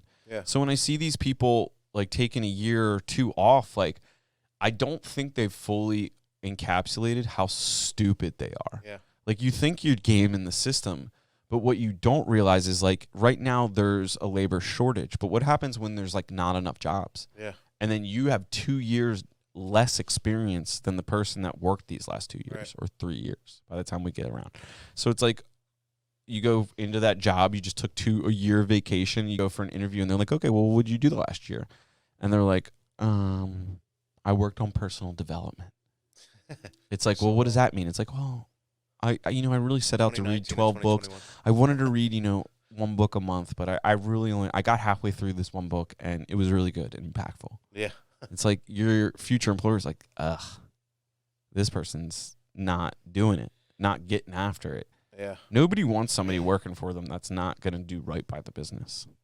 At least we don't. Like I would rather not hire anybody than hire someone to fill space. Yeah. Like we are done as a company hiring space fillers. Yeah. It was a conscious thing we did a long time ago, cleaned house a while ago and then started rebuilding.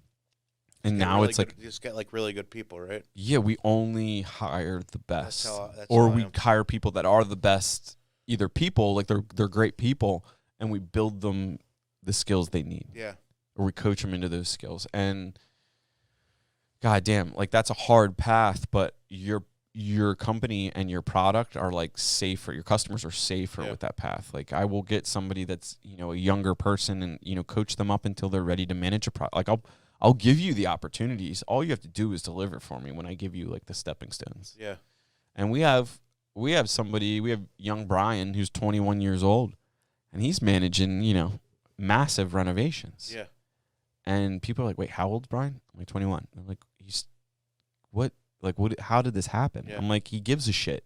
Yeah. He shows up and he cares. Right. And he just, every responsibility that he was given over the means years, he nothing. just handles it. Yeah. And it's never like, there's no drama. It's like, oh, this is a problem, but like, we get to solve this problem. Right. So I think the American dream and mentality has just been lost on like people that wanted participation trophies. Yeah. That's really what it is. It's like Yeah. you're dealing with a bunch of people that haven't won shit. Yeah. They've never won in their life. I just don't understand. And nope, not getting into any politics at all. Like how these people are getting paid to sit. Like if there's a shortage, like It's our debts going through the roof. Like we're just printing money and paying unemployment. we're just paying unemployment. So like, how long does this continue? How long is there shortages and it's affecting everybody. It's affecting both sides. until the market crashes or there's some sort of correction. It's going to keep going this way. Do you expect anything in another 2008? I think it'll be different than 2008, yeah, but I do expect something. Worse? Or I don't see how it could not be worse. yeah. I mean, I went to school for economics, not because I thought like I'd be a day trader or hedge fund manager. Like I went to economics because I was good at math and it was interesting to me. So like That's what I manage like my own financial portfolio. Like I read, like I don't have to read any of that stuff. And like, I love like financial news and data analysis. Like that's just kind of like my weird, side passion. Yeah. And you read this stuff and like these indicators are kind of like, like everybody's like, oh no, the market's okay. And I'm like, scary, isn't it? I don't know. Yeah, it's Go really back scary. to what you're saying, like how could I the dumpsters right now, and you originally asked me how much like capital you put into a business like this. Do you know how much a brand new 30 yards going for right now? Like the steel big metal dumpster. I won't buy one. Yeah. How much is it? A 40 yarder I found out yesterday from my one buddy who's got a really big trash company. He's $12,000. So we're talking about like the big metal dumpster on construction sites or at like waste places. Say a 30 yarder is going right now for $10,500. $10,000. And about a year and a half ago last year, they were $4,500. They've more than doubled. Damn. And you know kind of why that is? It's because labor, there's not enough people to make it, so you're charging more money because you have to pay people more money. Skyrocketed. We get everything from China. Yeah. The metal that makes the metal in those dumpsters Yeah. comes from China. Right. right? The metal gets shipped here, and then we weld it into stuff. I was at Morrisville this week, and Toll Brothers has its own port. Has its own port? They come in. I don't know the right. Like dock. Yeah, it's got its own dock in Morrisville on the river, and I don't know the right name for it. Not the trusses, but how do they come in where like the roof is on like a cert? Probably the building truss. Yeah, like pre-engineered roof trusses. All of that comes in on a ship from China. They're not even putting that. They don't even make that stuff here. All that laminated, all those the glulam all those engineered beams, all come shipped in. The whole house that's getting built is being brought in on a ship right off the river. I saw it. That's they crazy. have their own plant. That's just Toll Brothers has their own plant in Morrisville. That's crazy. Look it up, dude. It's they have their own. Distribution center. I'm not going to fire any shots at Toll Brothers, but Jesus, people, like we need to get back. What happened to 84 Lumber? It's like in the damn one. They probably don't have enough people to work there. It's a lot of people. Their housing prices are going up, so people think they have more money. I think I'm saving my money. Yeah, you should. I'm a saver. Yeah. I don't like overspending. I don't like show and flash. Right. I drive, a pretty nice truck. That makes me uncomfortable sometimes too. Yeah. It's nice to have, but it's like what? How did this happen? When did this happen to me? It's like kind of cool, but kind of not cool at the same time to me. Because I'm like, wow, I could be using this money to save, and I'm just like frugal like that because I've been broke before. Yeah. It's like once you start from zero, or you have to go back to zero once or twice. Yeah. You make a promise to yourself where you're like, I'm never doing that again.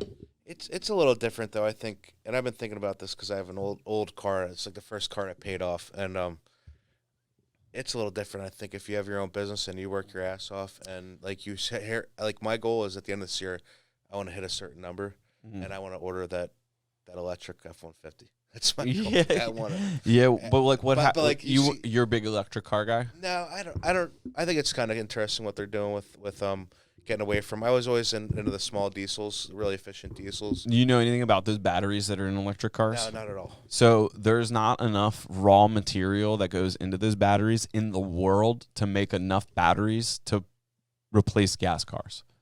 Yeah, really? Yeah. Wow. So all that like government and leftist jargon where it's like we got to go all electric. Yeah. It's like, okay, how's that work? Like, does everybody share a car? Because you can't. There's not enough. Like, I'm pretty sure it's lithium. Yeah. That they mine from China, or like China owns all the mines, and a lot of them are in South America, and which is like a whole nother podcast. Yeah. And I've been reading a lot about energy and things like that, and there's not enough raw goods to make the batteries. I used to get in fights with people, and I would like lash out on Instagram when I was into that, and you'd get my friends that like moved to California, and they'd be like, "You don't know what you're talking about." Yeah. And I'd be like, "Listen here, asshole. Like, look at your life, and it reflects your decisions and how you make decisions. Like I don't think that's arrogant or anything like that, but like you can see." And like kind of get a feel for how people react to information or assess information by how they live their life. Yeah. If you are commenting on other people's shit, and like you work a 9-to-5 job and you get $40,000 a year and you're commenting on me like being a nerd, it's like, shut up. Shut your mouth. Yeah. Like, read a book. Yeah. How about that? Right. And like these people two different people I'm thinking about, individuals, were like, that's not true. And I'm like, no, like this is like something I've like read a lot about. Yeah. The lithium, like first off, like the places that it's mined at, like a lot of them are owned by China in South America. Yeah. So it's like on our doorstep, the products we're buying from China are getting mined by China. Yeah. Why aren't we doing it? Right. What the hell? So it's like, okay, so then we're paying them for then there's not enough material for everybody in the world to replace their car with an electric car. Yeah. So it's like, why are we pushing so hard on this innovation? Yeah. And it's cool that we have electric cars. I think Teslas are cool. Like if you can get an electric car and you like, that's cool. Like I don't hate on any of that, but it's like this notion that we're going to get away from diesel and get away from gas and just go full electric. Yeah. It's just not something, I don't know how that works. Yeah. I say that, and a lot of part of me is like, I want to see for a few years to see how this pans out. I'm also scared about like I read this book called The Grid. I'm Yeah. gonna reread it soon so we can do like an accurate podcast on it because I only remember like 70% of the book now. But like after reading the book about our electric grid, Yeah. I read a second book, kind of like the history of like Thomas Edison, Nikola Tesla, like how they stole each other's technologies and different things. And I'm like, really? wait, we haven't updated any of that stuff Yeah. in since the grid was built. Like that's it. So I'm like, well, what if the grid goes down? Like, what if something happens? Like, what if we get attacked? Or what if like there's a how are you going to charge your car? Yeah. Kind of thing. So like, I'm not knocking your decision or anything, but personally for me, I'm always like, well, what do I do if I can't charge my car? Right. What if the power goes out? Yeah. I'm like, I'm the type of person that's like, nah, I'm not going to be stranded like that. I'll fire my Yeah. diesel truck up. No, I mean, I've always been a huge diesel fan. I like the Volkswagen TDIs. I was a big fan of those kind of irritating. Yeah, dude, you're fucking oil. You're like a biodiesel. Oh, I guy. love diesels. Wasn't it cool back in the day when you'd see someone with like a Passat TDI Oh, yeah. and they'd be like, oh, I'm 100% biodiesel. Yeah. And you're like, what does that mean? And they're like, I get it from the Chinese place. Yeah. And I'm like, what do you mean? They're like, I get 300 miles. I had a guy in one of my economics classes that had like a Jetta, like an older like square body Jetta that he had converted to biodiesel. And he had this like little switch. It was very rudimentary. The whole set. That's what's interesting. It wasn't biodiesel. It was veg oil. Veggie oil. Yeah. Straight veg oil from the restaurants. Biodiesel was like they just add. He had like a switch in his car. I remember because he literally just drilled a hole through his dashboard and just like had his button there. It was not a clean build, but it was really really cool to see. Like he had this he had a fuel cell in his trunk, so he could fill his car up with gas or the diesel, and he would start the car with diesel, and then he would switch it over once the motor was warmed up and at the temperature to burn. Right. He would just switch it over, and the car smelled like a fortune cookie. Yeah. It was like a little egg roll going down the street. That's crazy. What, and I just threw that out there. I just have a goal to buy like a new, like truck for work, and I feel like, get your electric truck, dude. Don't let me That's talk. a dope truck too. That's a really The nice new truck. ones are sick. it's sweet, but I'm part of me is I want to wait for 3 years to see how this pans out. See if it's good technology. Yeah, I don't want to be driving around. I can't plug the thing in. I don't know. It's kind of nice not to pay for. I think gasoline is the worst thing ever. I mean, just like gasoline cars, it's not. It's gonna be a thing of the past eventually. But biodiesel, that's viable. yeah, I'm kind of. It was kind of sad to see it not work out because, I built a business around it. Well, that's like the downside of it. I know somebody that had a skydiving business in New Jersey, Yeah, and it was just close enough to Trump's favorite golf course that he owned. So then when Trump became president, like they just had no fly times. So they literally just went out of business because they couldn't skydive anymore. Oh, really? Because like it wasn't anything other than you just couldn't take the plane up in the air to jump out of it while Trump was like maybe going from the golf Damn, course. that sucks. So they literally went out of business because like their busiest time of year, he was like golfing enough where it would just like last minute notice, like can't fly. And they'd be like, what do you mean you can't fly? I'd be like, we had to cancel all these reservations. Wow. And they literally just went out of business. But like the diesel thing, I was really excited. I think it was a really good thing, and it was like it was a renewable resource that we have right in this country, and it wasn't just off used oil from restaurants. It was from, and I saw it with like used. I see it still with like used motor oil heating up shops with heater like Yeah, a lot of like big. Why can't we do that? It's like you just use used oil to heat your shop. Yeah, and then it was not just biodiesel. It was not just used oil from restaurants. It was also getting into the farmers of creating soy crops and using that oil to just like soy oil that you buy for cooking to use that for fuel. Like why can't we do that? So the government incentivized $1 a gallon, and they just pull out of it. And I feel like it's the same thing happening with these electric cars. They're incentivizing I think $7,500 right now to buy an electric car. You get $7,500 a tax rebate. Yeah. And I think a part of Biden's new plan was to bump that up to $12,000. It was 12.5, yeah. Like, is that how long does that last? Like, is it really going to help us? It'll run for like 4 years and then just cut out, and then all the people making electric, it's gonna affect. Not saying that I think electric probably is the future for cars, but it's gonna drastically impact the sales and production of it. That's a part. It's true. I think that there's too many entrepreneurs in the game right now that should be employees.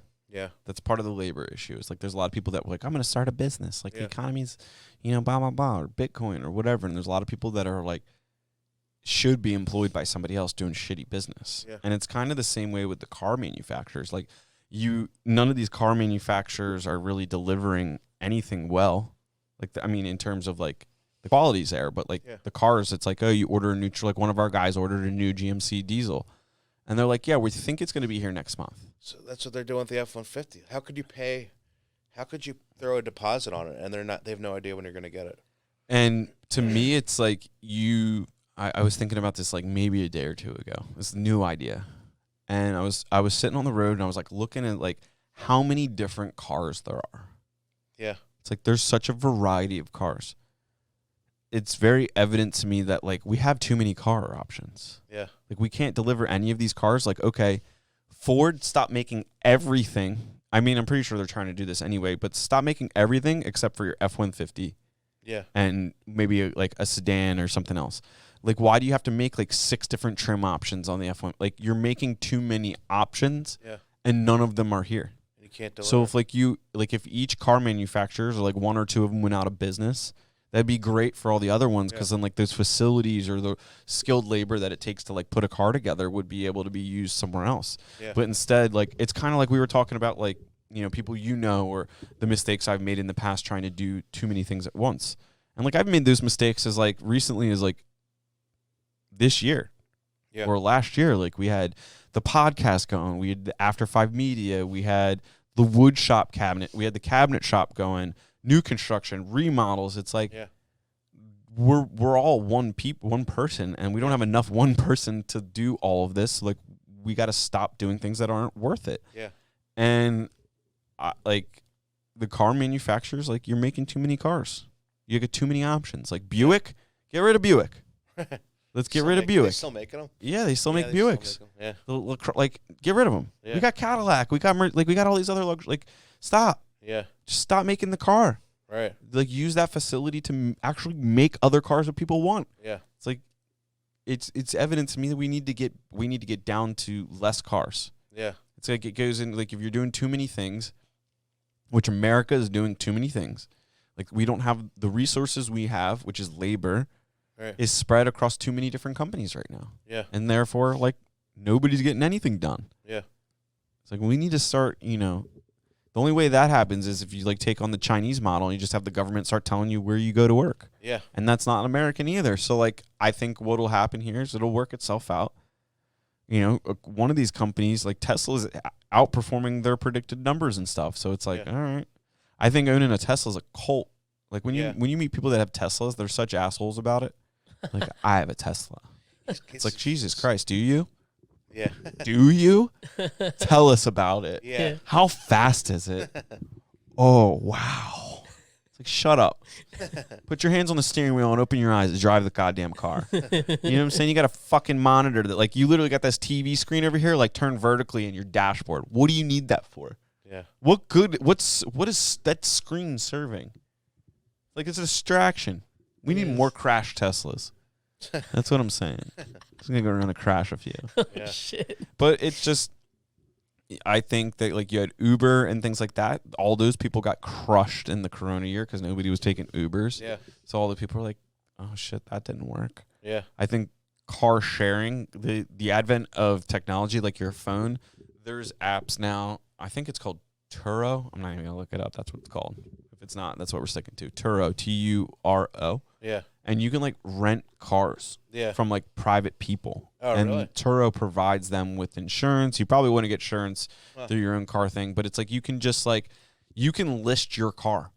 So if you have like an F1, if you collect cars or you have like your weekend car, your Tuesday car, like you can rent that car out when you're not using it to people that need the car. It's like Airbnb for your car. They need to do that for Mack trucks. So like that's gonna start happening where it's like instead of like car sharing is Yeah. becoming as people realize like apps like this exist, like it'll become easier and easier for people just to like I don't need a car, I'll just book one for the day. Yeah.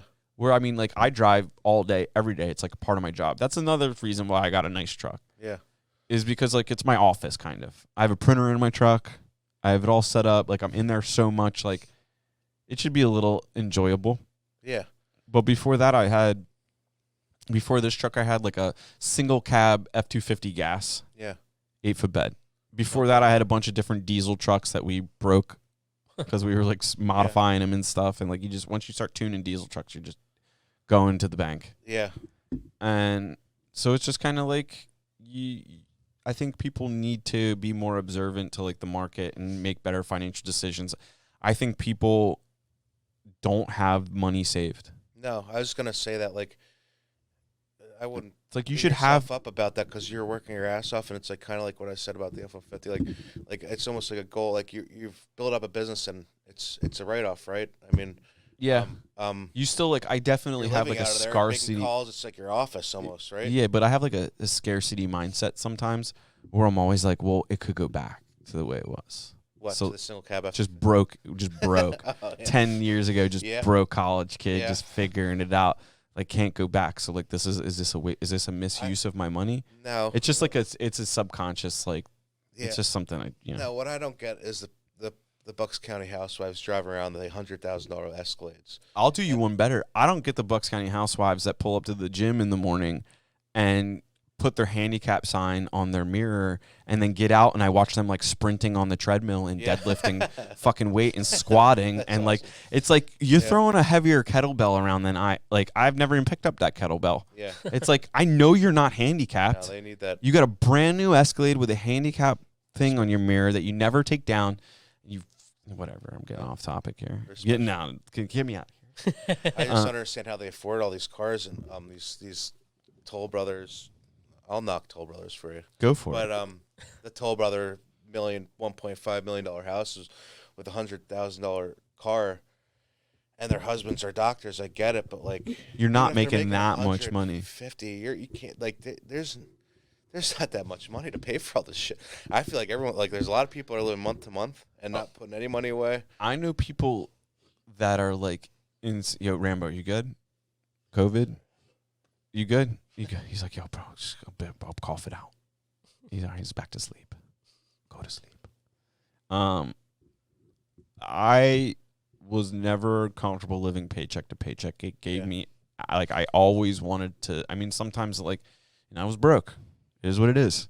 You got to grow out of it, but that takes like financial discipline. Like, no, I'm not going out to the bar this weekend, or like I'm going to go out less this week, or I'm not going to do these things, or whatever changes you need to make until you get to a better spot. And then you maintain that discipline when you get to the better spot. Yeah. And you really got to earn it before you do it. Like, and I see so many people like feeling like they just deserve things before they've earned it. It's like, no, I got to get the Lexus IS 300. Yeah. It's like such a cool car. It's like, you live at home. This is why I need it. You live at home with your parents. Like, don't you have a goal to like move into your own place or do something else? It's like, no, I'm just going to get this lease. It's like $600 a month. Yeah. It's like, well, okay. And, or and it sounds preachy, but it's like, it's good practice. Like, you should have, no matter what your job is, nothing's guaranteed. You should have like a little bit of a nest egg saved. In case shit happens. And I've met, as I've come up the ladder, social ladder, financial ladder, you meet like other successful people. And when you're not successful or you have no money, like you look up to them and you're like, oh, wow, it'll be nice when I get there. And then you get there and you realize those people are all lying. Yeah. Like, I've met a ton of people It's like a front. that $1 million houses, and it's all a front. Yeah. It's all a front. Yeah. And I've like, it makes you sad kind of when you find that out. You're kind of like, oh, wait, like I thought you were this like wildly successful person and you're paycheck to paycheck on like a big level. It's like you're really good at making money so you can like bring in that 20, 30, 40, 50 grand a month, maybe more, but it's like it goes right back out the door. Yeah. You're going to Tulum, Mexico every month. Like, you're doing this, you're doing that. And then just like kudos to you if you're like, okay, if you're living that life and you're happy and you're not worried about shit. Good for you. Yeah. I have nothing bad to say about you, but that's Right. not for me. I would not feel okay like going on vacation with $0 in my bank account. Yeah. Be like, I'll figure it out next month. It's like keeping up with the Joneses. Just like the Toll Brothers, Bucks County, and yeah, I we don't mean grow up. I'm not knocking Bucks either because It's a really I great love area, but Bucks it County. is an area where like people have to try and keep up with each other. It's like the dude next door gets a new car. You got to get a new car. You got to get the watch. You got to like. You see it in the suburbs with like just like I said, like the Toll Brother houses and the Escalades, and it's like, what are you guys proving to each other? It's everyone's trying to one up each other, keeping up with the Joneses. Then you see like, I like envy of people like Joe Paterno and like Warren Buffett that just like drive around in like they're old ass cars that are paid off like 20 years ago. Joe Paterno lived in like I saw his house in Penn State. It was like you would never think he lived there. But what did he do with all of his money? He built the Penn State Library, like put it all into the. That's real wealth. Like when you just you like change people's lives, like you were saying. Like that's we I don't really deal a whole lot with like our leads or anything anymore. At one time I was, and it was always interesting to kind of be the bearer of bad news for someone's dream. Yeah. And unfortunately, like, hey, you want to build a custom home? It's like, oh yeah, we want to build a custom home. It's like, okay, cool. What's your budget? Be like, we were thinking, $1 million. And I'm like, and they'll send you like what their plans are, and you'd be like, ooh, Whoa. well, you're gonna spend like, do you own land yet? And they're like, no. And I'm like, okay, well, we got to get you some land. No, that amount of acres, you're gonna be spending like, now it's even worse. It's like you're gonna be spending anywhere from $250,000 to $400,000 for the land. Yeah. And they're like, wait, what? I'm like, yeah, 40% of your budget's gone. Yeah. You haven't even started digging. Yeah. And now you got to put, the site work in. You got to put utilities in. You got to put a well in. Yeah. Boom, another 150 gone. Yeah. And it's like it adds up quick. Another 100 gone, maybe, depending on the situation. It's like, okay, it's like, all right, so what are you gonna build? You're gonna build like a $400,000 house. At the point, it's like I don't even know what a house would look like at that cost. Like we can't do that because like the companies that do that, like Fox Lane or Toll Brothers, are bigger. They're set up like they're buying larger swaths of land. They're putting houses closer together. It's like we're building one-off homes. Yeah. Like there's no economy of scale there. Like I can't save you money by selling you a house and then building 30 more next to you. Right.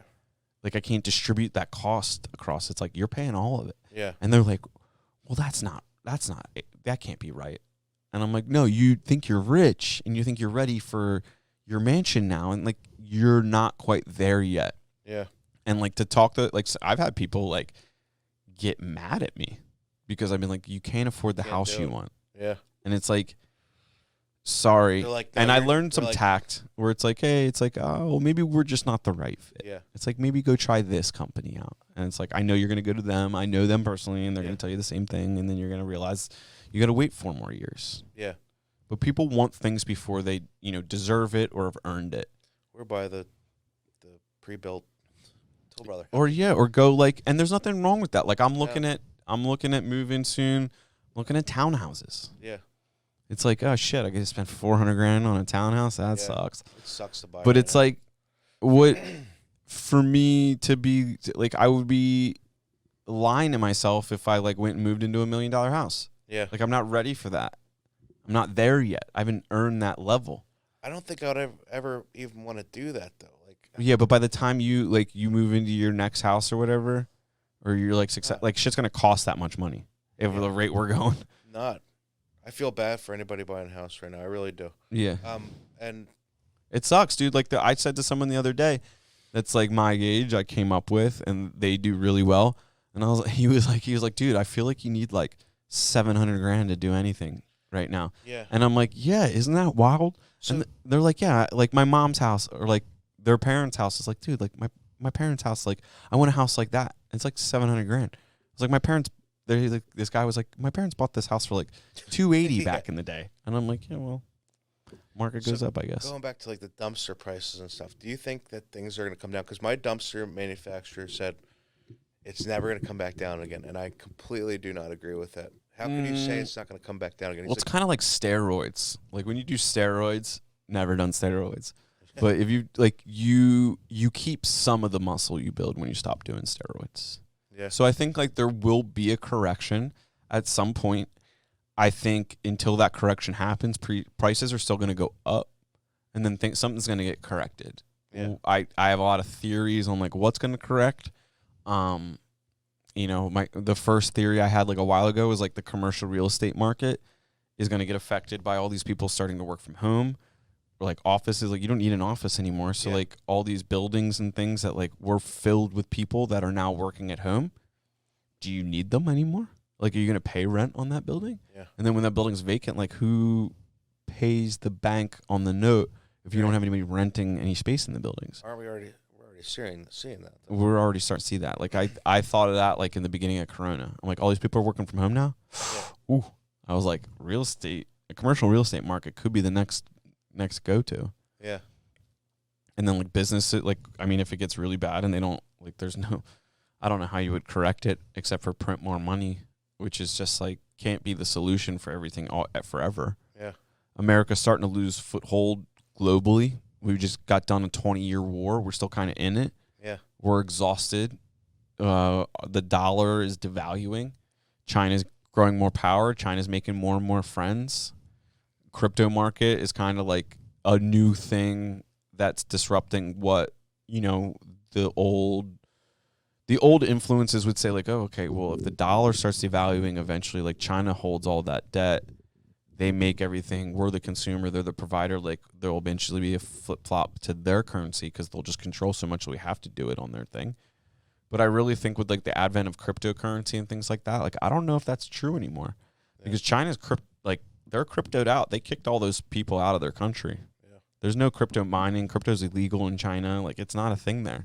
So as long as like America and like Latin America and all like the countries around here adapt to crypto and they're open to it instead of like being defensive to it, you know, as the dollar devalues, like the crypto market's just like the hedge against that anymore. It's like Bitcoin's now gold. Yeah. So could we avoid a huge catastrophic collapse by just getting heavier invested in the crypto market?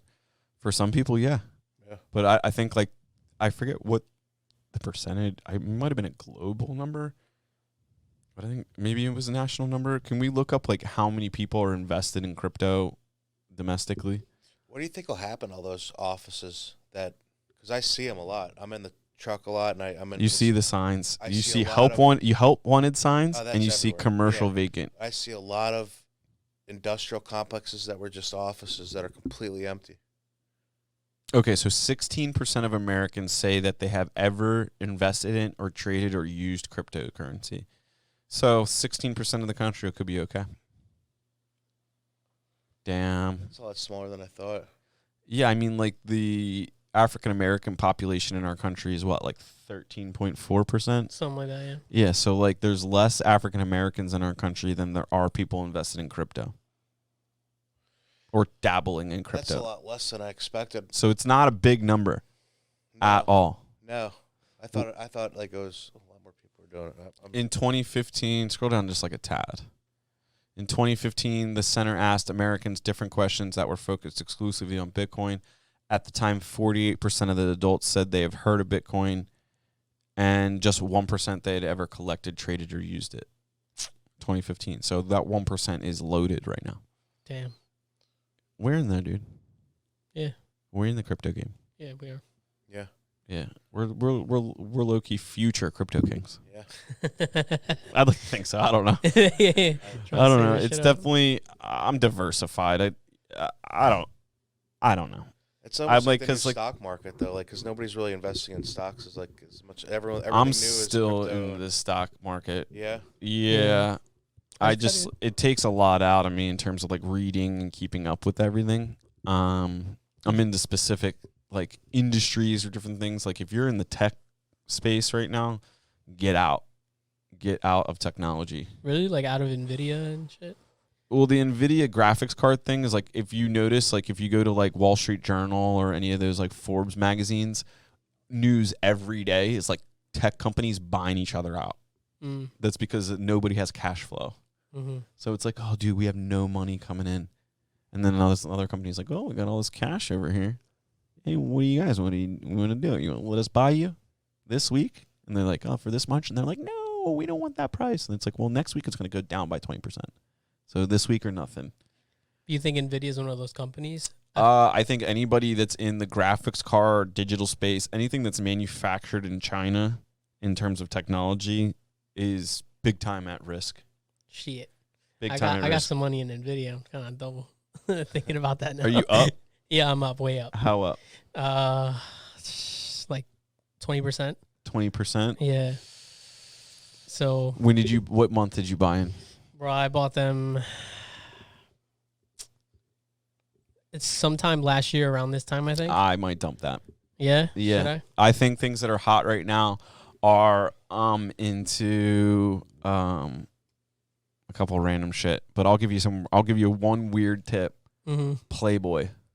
I bought it on Playboy. You got in on Yeah, Playboy? yeah, yeah. Did I tell you about that? Yeah. Okay. Back when we first We're gonna discussed get it. Playboy is gonna come make a resurgence. I hope so. You That shit heard is it here down. first. Another thing. Yeah. Well, they're all down. Yeah. They're all down. Starting to print magazines again. One that I'm heavily into right now is Blue Apron. Okay. Blue Apron, like the food delivery service. Yeah. I got into them right before they partnered with Amazon exclusively. Nice. And I forget what their stock price was at when we first started talking. I think it was like $16 or something like that. When I first said On what? on Blue Apron. Blue Apron? I think it was like 16 or 18. Did we talk about Blue Apron? A while ago. Okay. I mean, we talk about everything, Gilmore. Yeah, I don't know. We say so much shit. We do say a lot of shit. And Blue Apron is expected to hit a $40 price point this year. Jeez. So we'll 3 or 4x the money. Yeah, 26% on NVIDIA. I got in, February last year. Yeah, that's... Yeah, so... I mean, leave your original investment in and take your profits out. yeah. And if it keeps going up, you'll just keep making money. It's not... People are too obsessed with, like, the price of things. It has nothing to do with the price. It has to do with the percentages. Mm-hmm. So, like, if you can buy $1,000 worth of Amazon and it goes up 100%, and the price of it is $1,000 a share, and you buy one share, or you buy $1,000 worth of a $10 stock, and it goes up, like, you could still make the same percentages. Yeah. It's really about, like, the value. I believe heavily in, like, rationale investing, where it's like you believe in the technology, you believe in the investment, what they're doing is practical. Like, too many things are like, oh, well, we assess the delta, and it looks like this stock price is undervalued based upon the chart. It's like, no, I get what you're doing, but, like, we're past that now. It's like people, you got to, like, the same thing with crypto stuff. It's like you got to buy stuff that makes sense. Dogecoin makes 0 sense to me. Yeah. It's not backed by anything. There's no technology in it. Like, whereas you have things like, Polygon or Ethereum, like, those are actually, like, huge platforms that are supporting an infrastructure. And, like, if you got rid of it, like, it would disable a lot of other things. Yeah. So it's like you want to look at stuff that's, like, lean in on things. I think anything industrials, like anything in like manufacturing is really tough right now to invest in. Yeah. The big ones are, and, like, the vaccine is what it is, but I made a decent amount of money on Pfizer. Oh, Let's look up Pfizer right now. Pfizer or, like, Moderna or any of those ones. They, like, I think Pfizer's up like 46% year to date. Yeah, so let's go 1 year to date. Yeah. Okay, so 46 point. Done. Dude, percentages on point. I literally know this stuff like the back of my hands. 46.96% a year ago. So it's like I got all involved in that because I'm like, oh, the government's paying these people to make vaccines exclusively, and they're going to keep backing it, and the vaccine keeps getting pushed and pushed and pushed. Like, their stock price has to go up. Even though I don't agree with, like, how the vaccine's been, like, mandated or whatever you want to call the whole situation. I'm like, I'm going to make my money off this. Mm-hmm. Screw me, right? 50% increase. How about the truck drivers in Canada? I love that. Isn't it? I love that. You know what's even more infuriating is, like, I watched a video that could have been from another situation. Who knows? It could have been a fake video. But I watched a video of, like, the police in Canada. Like, the trucks have, like, these 50-gallon drums next to them, like, full of gas to, like, keep fueling them back up. Oh, really? And the cops are dumping the fuel out. Really? Yeah. On the ground? Wherever. Jesus. So I think it's like funny. They said it was going to affect like the Super Bowl or something. it's gonna, dude. It's gonna affect so much shit. We have doors, these barn doors that we've been waiting on for months. Yeah. Our like supplier is on to their 4th manufacturer for the same doors. The first 3 manufacturers are like, yeah, the doors are coming in 3 weeks. Like months later, the doors aren't here, so they changed manufacturers. And the guy said to me the other day, he's like, we hope the new company sends them out in the next 4 weeks. But a lot of the stuff comes from Canada. Yeah. Because like the wood is chopped down in Canada in the forest, and then they mill it up there. And there's a lot of that manufacturing's in Canada and gets shipped down here. So they're like, but the blockade, we have no idea to know if this is actually coming or not.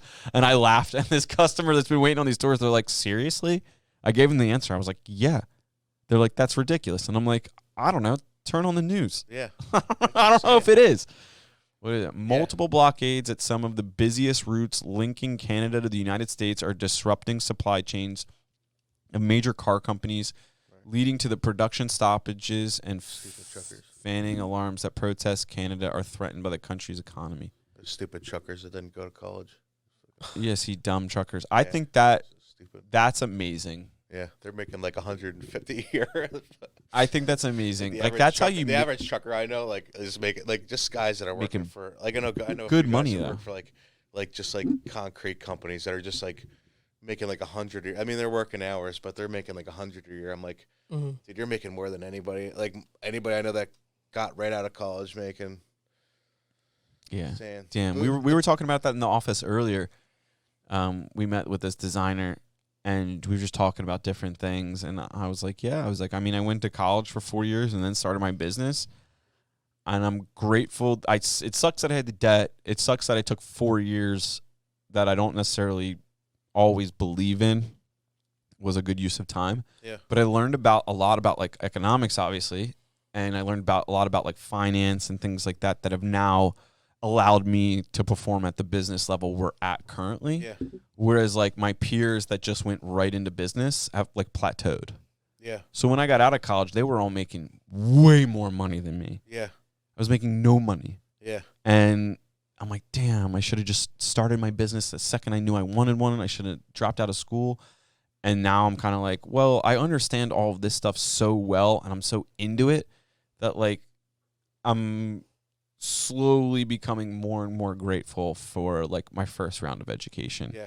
Me going to school for architecture school was just like I was getting into bigger and bigger projects, and I felt like I was suffering from like imposter syndrome. Yeah. You ever heard of that, where people like they belong where they're at, but they like always feel like, am I really doing this?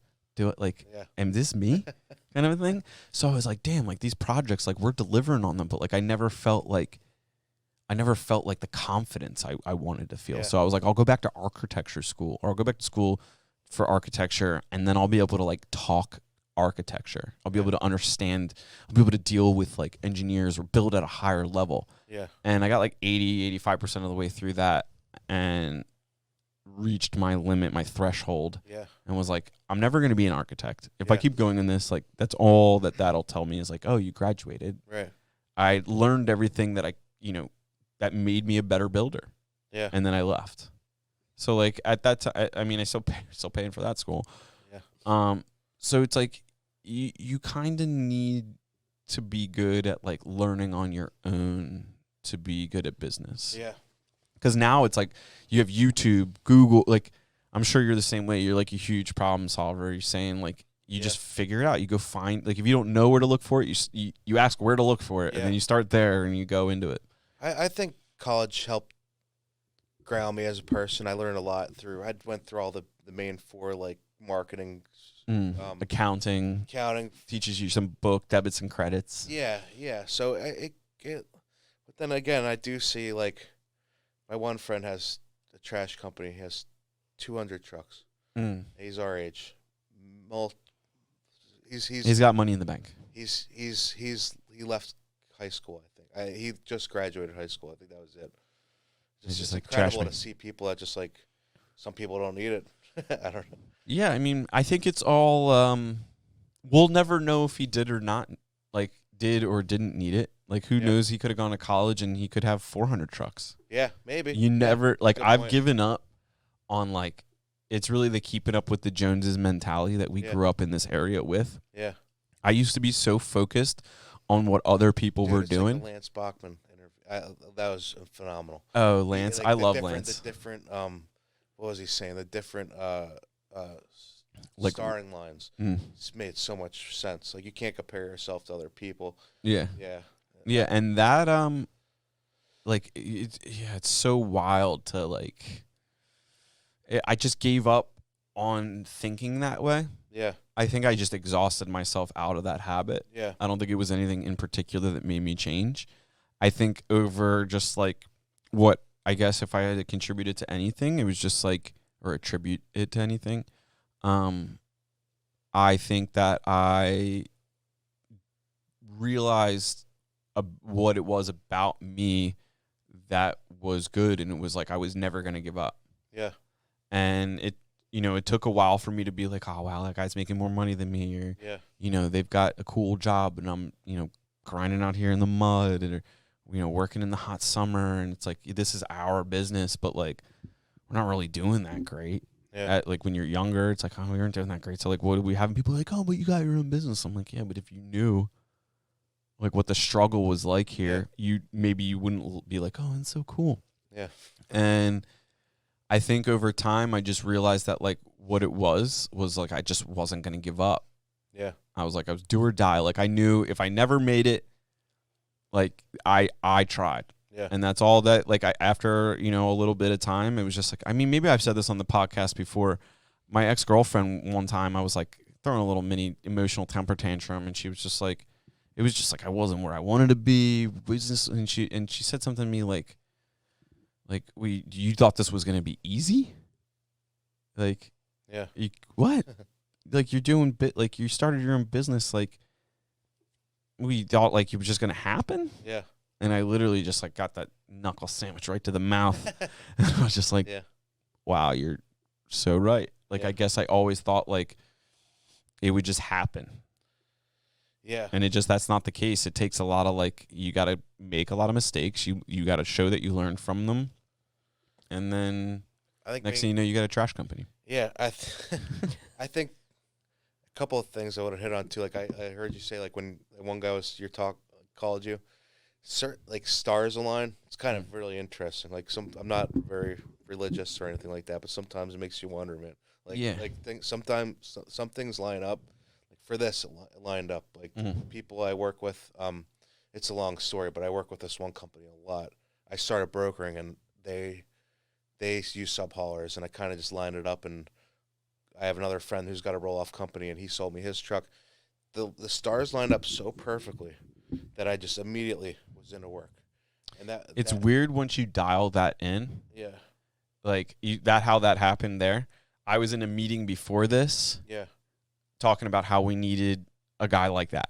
Right. And then before that, we were in a meeting with a designer. And 2 weeks ago, I was literally like, or maybe a week ago, I was like, we need to meet like a local designer to help us with like all this extra work that like is flooding us. And then she came out of nowhere. And if you never had that meeting, that never would have happened. No. Like, that's what kind of happened to me. And it's just like, I don't know. Yeah, it's called, I'm like really big into like what's called quantum physics or mechanics.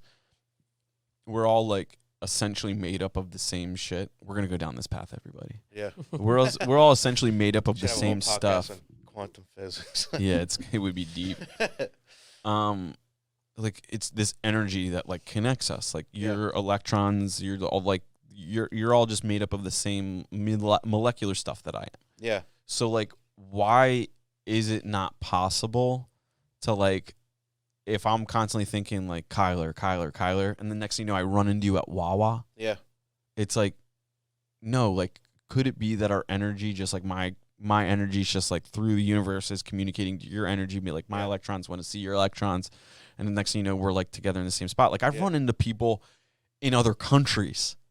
Really? Yeah, like I've met like the people when you're open to it and like you kind of open yourself up to like that whole like weird space. Yeah.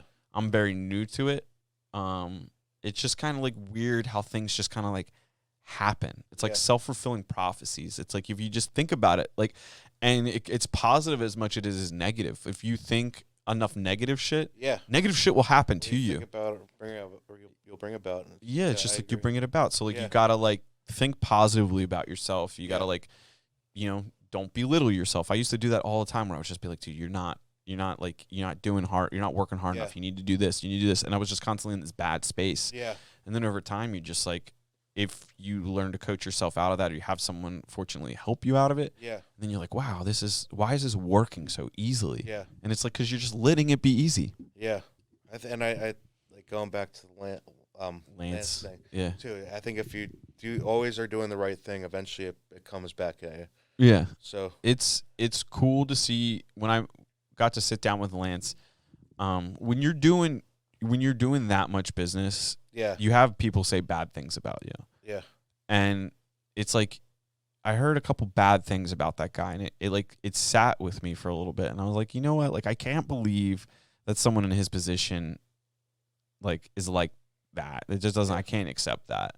And then when I met him, I was like saying to Gilmore, I was like, dude, that's like can't be the case. No. And then after I met him, I met a slew of people that knew him. Oh yeah. That had nothing but amazing things to say about that guy. Awesome. So I just like I met a handful of people that had bad things to say, but now looking back at that and looking at them and their businesses or what they're doing, I was like, you're all just pieces of shit. Yeah. I'm not ashamed to say it. Like, and everybody I met that came out of the woodwork to say good things about him for no reason. They're just like, oh, you met Lance, blah, blah, blah. Like, Lance did this for me, or Lance did that, or my kids go to his wrestling thing. Like, I was like, well, those people are in a better space and appreciate him. Yeah. So he's given back. I heard something bad about him too from somebody. It's just he does a lot of business. You're gonna like, have bad people. You're gonna have shit saying people saying stuff. I listened to that interview, and then I know somebody that knows him, and they said, "Oh yeah, watch out for him." I said, "Who?" I dug into it. I was like, "Who?" And I found out who a little bit. I'm like, yeah, you know what? Some people just you can't trust all your sources. This guy, from just listening to him, like that's a very, very successful guy that is he's worried about his team, his people. Guy. Yeah, he's not out there just for the money too. No, that's very evident. He could be living a lot different lifestyle. I mean, he lives a great lifestyle. Yeah, I think he could be living a much more extravagant lifestyle. He could be driving around a Ferrari, but he spends it on other stuff. Like I know for a fact, and like, I mean, we'll air it out. He hosts like wrestling coaches or people that come, like his kids are big wrestlers. Yeah. And young kids, but like I mean, we talked about wrestling in the sport and like what it does, what he thinks it does for, younger individuals. Yeah. But I was talking to someone a while ago that was like, I was like, oh, your kid went to like one of Lance's like wrestling things or whatever. And they're like, yeah. I was like, oh, what was that like? And he's like, dude, he didn't charge anybody for anything. Wow. He paid for the whole thing. Awesome. He brings in these coaches, but he brings everybody else in to learn from them too. And he doesn't expect a thing from it. It's awesome. But he has to build this community around him. Like, I've learned, and I was talking to somebody about this the other day. It was somebody that just hates rich people.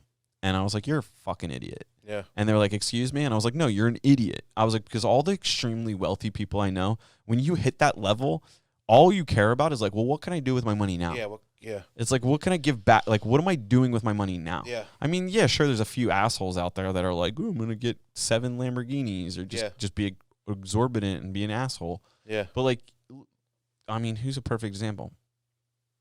Elon Musk. Well, dude, he's like the world-renowned he's like richest dude in the world right now, right? Yeah. Am I wrong? I thought it was Bezos. Is it Bezos? Bezos. I don't know enough about Bezos. Anyway. I don't like Bezos. Maybe he's a good guy. I don't know enough about him to talk shit or be good about him. So we'll find out about Bezos and we'll talk about him later. You see people like him that. But Elon's helping everybody. Yeah. He's like, oh, I'm so rich as shit. You know what I'm gonna do? I'm gonna invent electric cars. And if you ever hear him talk about Tesla early on, about them early on, he never expected to make money. He never expected it to work. He expected Tesla to fail. Yeah. And all he wanted Tesla to be, he wanted to destigmatize that electric cars had to be ugly. Yeah. That was his only goal. He's like, awesome. I needed to make everybody realize that like this whole electric car thing was a lie. It's a lie. It's like the auto manufacturers didn't want to do it. Yeah. So I did it. Yeah. And now it's the best thing ever. Right. And everybody else. So what? Yeah. So I tried to do good thing, and now it's the best thing ever. Like, Yeah. what? And now he's building the tunnel. He's got space. Like, Yeah. you know, your kids are our age. Like, they might be talking about, you know, Elon Musk. Like, wow, Yeah. dude, like, look what he did for space travel. His I think it's the SpaceX on Netflix is awesome. You should watch it. It's a really, documentary. Yeah, it's good. It's very like motivating and entrepreneurial. It's really good. I like Elon Musk. Yeah, me too. Yeah, but you're getting a Ford, dude. What's that? You got to get a Tesla truck. Yeah, I have to get yeah, they're ugly. Yeah, they are. Yeah, look it up. It's ugly as shit. Tesla pickup I truck. wish you could make like a nice pickup truck that looked normal. I'll buy it. Traditional looking pickup truck. Oh Yeah. my God. Look at it. Could you see just like you whipping home in that? All right, look at that. Dad's home. Yeah. Here's a douchebag. It kind of looks like like a coffin should be in the back ugly. of it. And then look at the.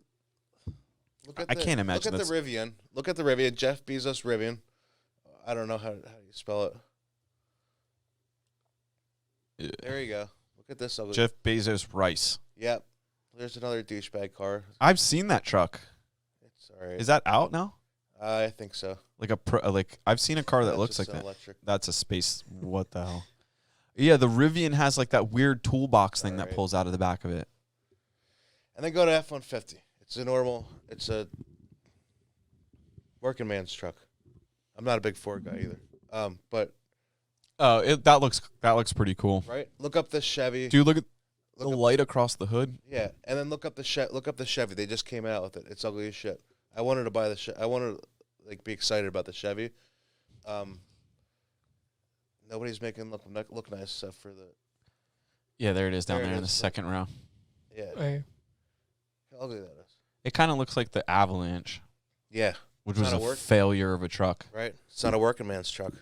I've almost been killed by an avalanche 2 different times. Yeah. Not a snow avalanche, but a truck avalanche. Oh yeah. Yeah. I have 2 close calls on a motorcycle Yeah. with an avalanche. So I'm convinced everybody that drives an avalanche is not suitable for the road. Yeah. I wish Could be just be my I wish Elon would make a cool looking one. Yeah, so like it's got the trunk in this. You know what's kind of cool It's a about that? generator. It's got a generator. Yeah, you could power up your whole house with this truck. It's pretty cool. For how long though? Not sure, but Pretty long. Yeah. pretty Yeah. long. My big thing now is like the next like we talk about like milestones and stuff. Like you're gonna get an electric truck. I want to get like, and we were talking with Ryan the other day. He's waiting for the new GMC diesel. Yeah. He's had FOMO ever since I got mine, Yeah. and I was like, dude, you know what we should do next? Because me and him are notorious for getting diesel trucks, you know, putting a little money into them and then blowing them up. Yeah. And he's worried about that happening now, so he's like, I gotta get rid of this truck, so I get a new truck. And I was like, you know what we should do is get older trucks, Yeah. like 1995, you know, F-250 square bodied, and just like rebuild older trucks Yeah, into brand should. new ones.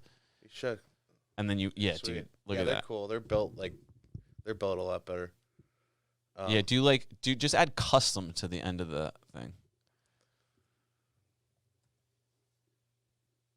Oh yeah, dude, look at that. I say all this, and I'm gonna end up buying a 2500. Look at that black one on the left, like that truck, dude. It's sweet. That's just so cool. That's when they were built here, That's when they were built in America. right? They're solid steel. You get in a That's car why, accident dude. with that, you dead. That's why I only buy I actually prefer to have the old Mack trucks. Yeah. They're built in Allentown. They're just solid. Yeah, I saw you. This- You have like the older style truck. Love it. But that's kind of, if you take care of them, you redo it. Like, I mean, the trucks you're buying will run for 1,000,000 miles.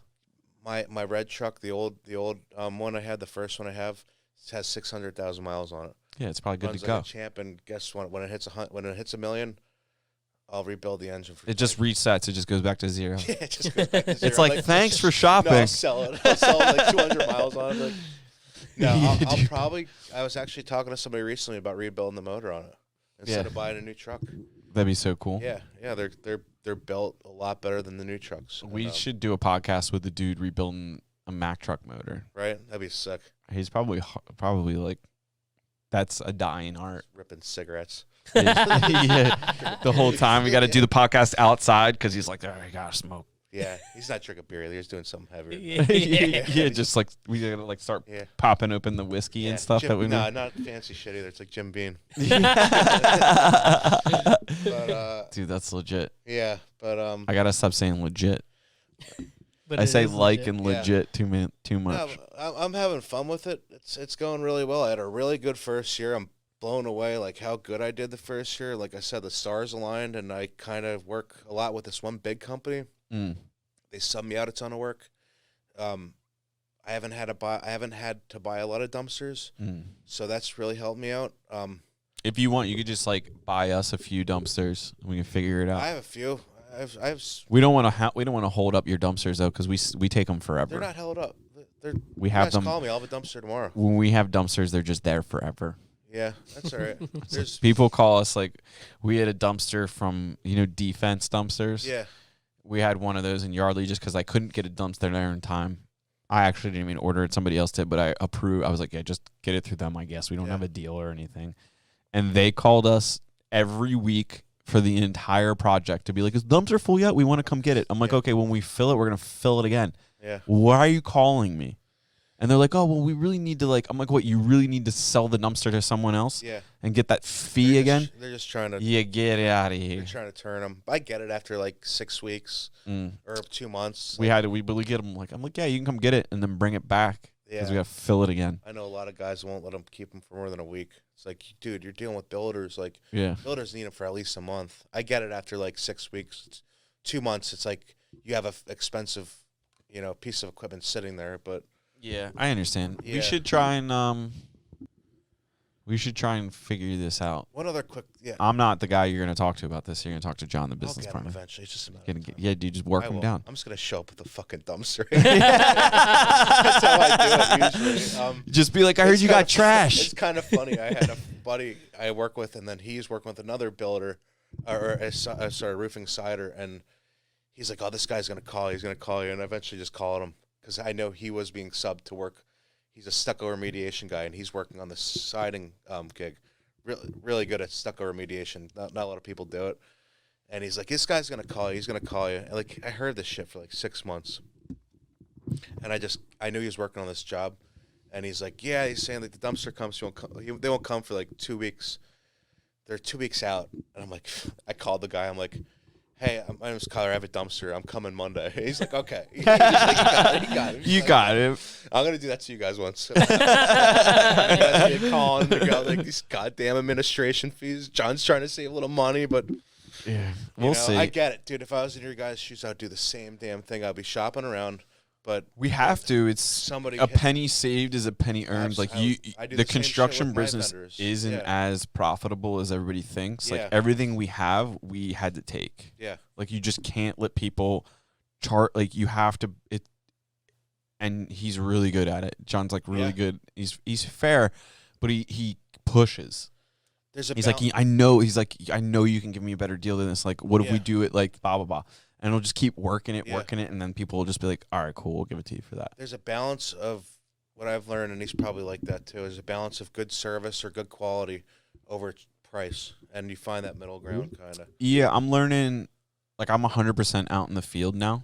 Yeah. I mean, I do come into the office, like do work and stuff, but like I don't, like it's more important for me to focus on operations. So I'm really having a great time, like, meeting all the subs and stuff that we've been using that like they know who I am or maybe they don't, and like now I get to like make friends with them. Yeah. And like the whole reason I do that, and like I really like to coach the guys on this, and I know Ryan does as well. It's like if you build a relationship with somebody, it's like you call me like, oh, are you coming out on Tuesday? Yeah, I'm coming out on Tuesday. Like, oh well, like what do you got planned this weekend? And then you like talk to them a little bit. Yeah. And then next week you talk to them a little bit more. Next thing you know their kids' names. Yeah. And next thing you know, you call them and you're in a jam. Yeah. And you're like, hey, dude, can you help me? They are so much more inclined to help you if you have a relationship with somebody. And I used to be like younger, foolish Andrew was like, dude, like I'm giving you money. I'm doing business. Like you should just want to help me. Yeah. It was like, it doesn't matter anymore. Like everybody's so busy. Yeah. You have to be friends with people. They have to have a reason to do business with you. That's now. why we're building. We're gonna build the Bucks County Union League. That's my segue. The Bucks County Union League, You need to. like the Union League in the city. Yeah, like, Dude, I left that place. like I'm joking about like not. We'll not the do Union it. League, We'll do it. But like you started Like a club. The wood. The beer and wood thing. It's awesome, and you were talking about it in your last podcast, and We got to start planning the next one. Yeah, we got. dude, I've been talking about this with Joe for a while of just building a group of people that that network together. Young, not to knock the older guys, but some, like I always say younger guys, but like just like people that our age that are Hungry. develop, like that are working together. It's way harder to get in with dudes that are established. Yeah, they don't want to even Like you wouldn't like what it took to get Lance Bachman on the podcast. Yeah. Like he's a busy dude. He's got better shit to do than Yeah. do a podcast with me. Right. I'm nobody. You know what I'm saying? Yeah. Like me and Lance share a barber. Yeah. Oh, really? And I literally from the barber chair talked Shaving to Grace? no, Doug Trombinos in Yardley. I'm thinking of somebody else that goes shit. All right. Oh, he's going to another place. Oh shit. Yeah. No. No, I know he's not because he gets his haircut at the same time all the time. And my plan was just to show up when he was getting his haircut. When like my barber was like, "No, I'll do you one better. We'll FaceTime him right now." So Really? literally, as I'm getting a haircut, Doug FaceTimes him from his phone. I'm just like, "Yo, I've been tracking you down, dude. Don't avoid me. I'll fucking come to your office." That's awesome. And he's like, "All right, dude. Like, let's Yeah. do it." And he gave us like an hour of his time an at hour. least. Yeah. They were really, really concerned about us. His team were like, "So what are you guys gonna ask him?" Yeah. I'm like, "I have no idea. I'm gonna wing it." And they were like, "Really?" And I was like, "We're just trying to like." I was like, I winged it. I was like, I literally like the podcast is like me and Gilmore shooting the shit or me getting to know you. Yeah. And like people benefit from like listening to it. Yeah. That's like a secondary thing. Like now I know you. Yeah. There's people now that we do stuff with. Like we're going, like we hang out. Like we've met so many cool people that we're like now legitimately friends with because we have cameras and these Yeah, microphones. the twins, Michaela. Yeah, twins, Michaela, Silas, Mitch, Mitch. Silas.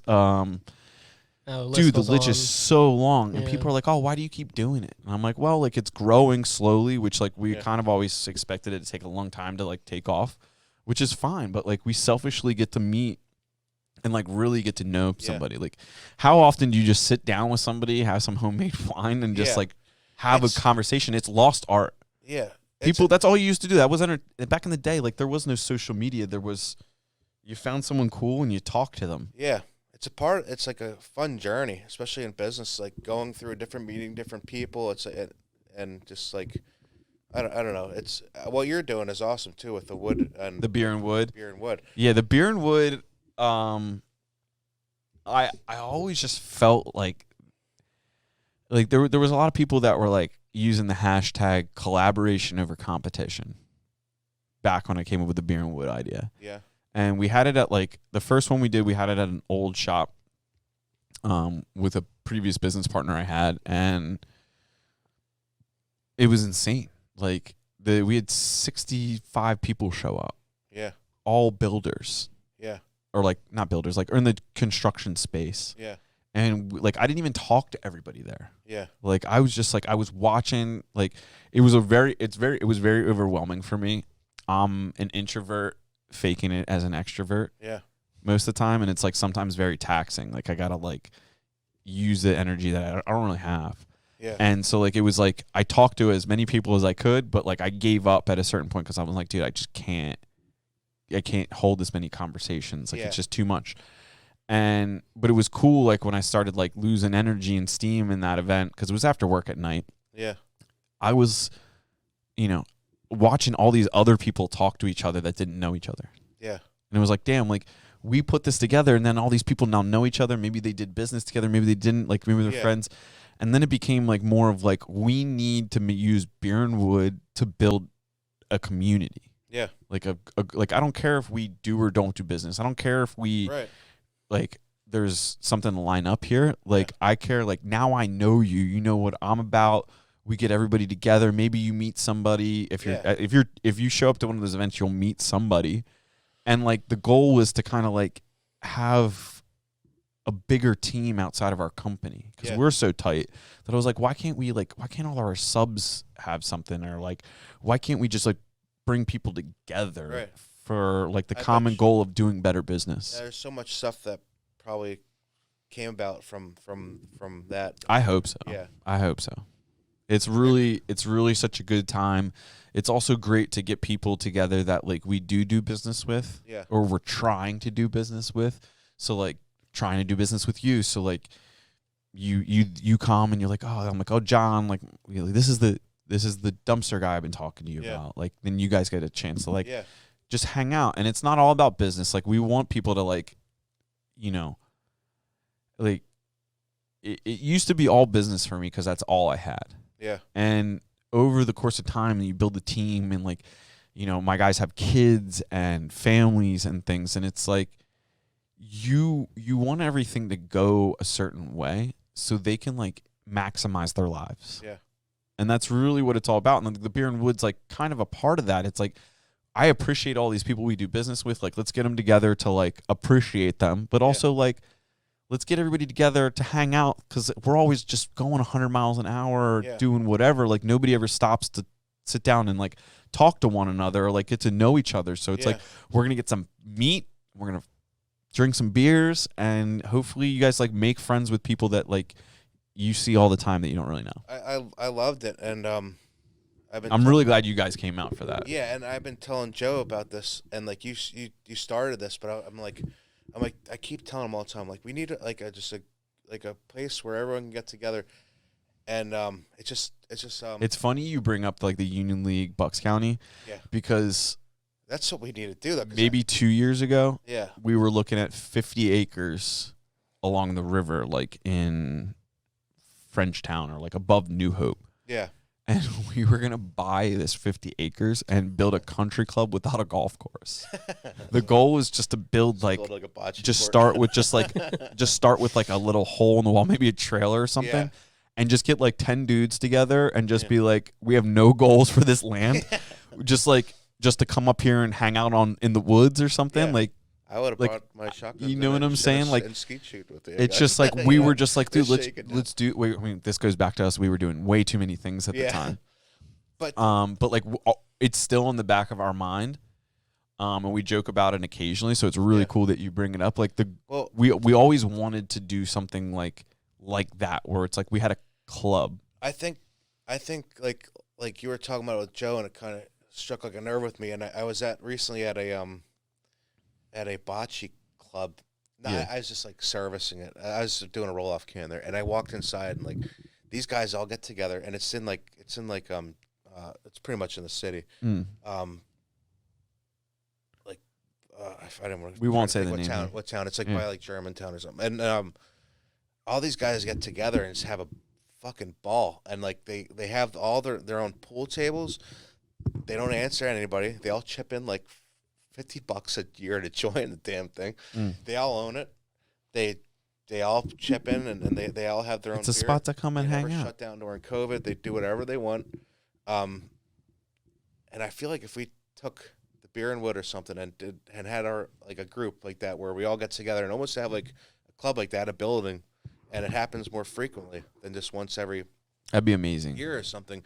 I feel like it'll be a good network of builders, of roll-off people, of roofers, all kinds of different people that get together and like network together. I think like the goal would be to have like high quality people, like our business, like our I guess it's a mission statement. We don't call it that. It's we build high quality products for high quality people. That's awesome. It doesn't mean you're stupid rich. It doesn't mean you're not. Yeah. But it's like if you're a high quality person, you're our customer. Right. And if you want high quality products, like we'll make them for you. Yeah.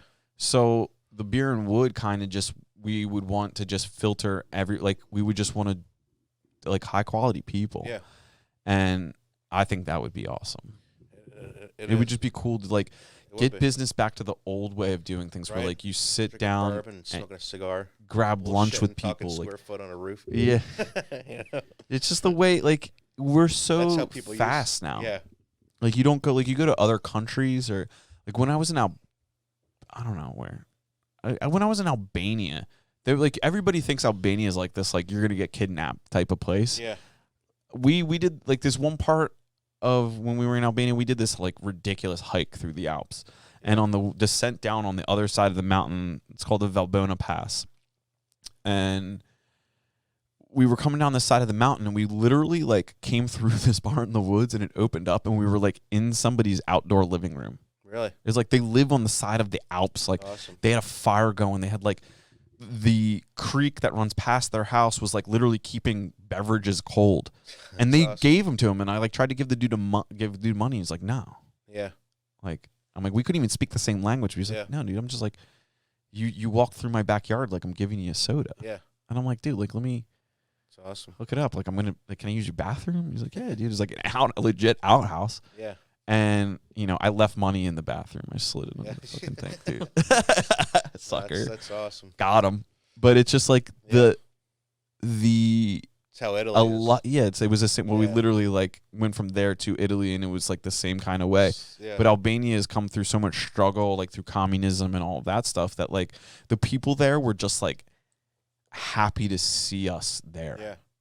They were like, just like, thanks for coming to our country, kind of a thing. Cutthroat Bucks County, Escalades cutting you off and Yeah, none of that shit. Yeah. None of that shit. We did get in a car Rush accident on the into the way to alley. the airport, though, because our driver was like driving his car Yeah. way too hard.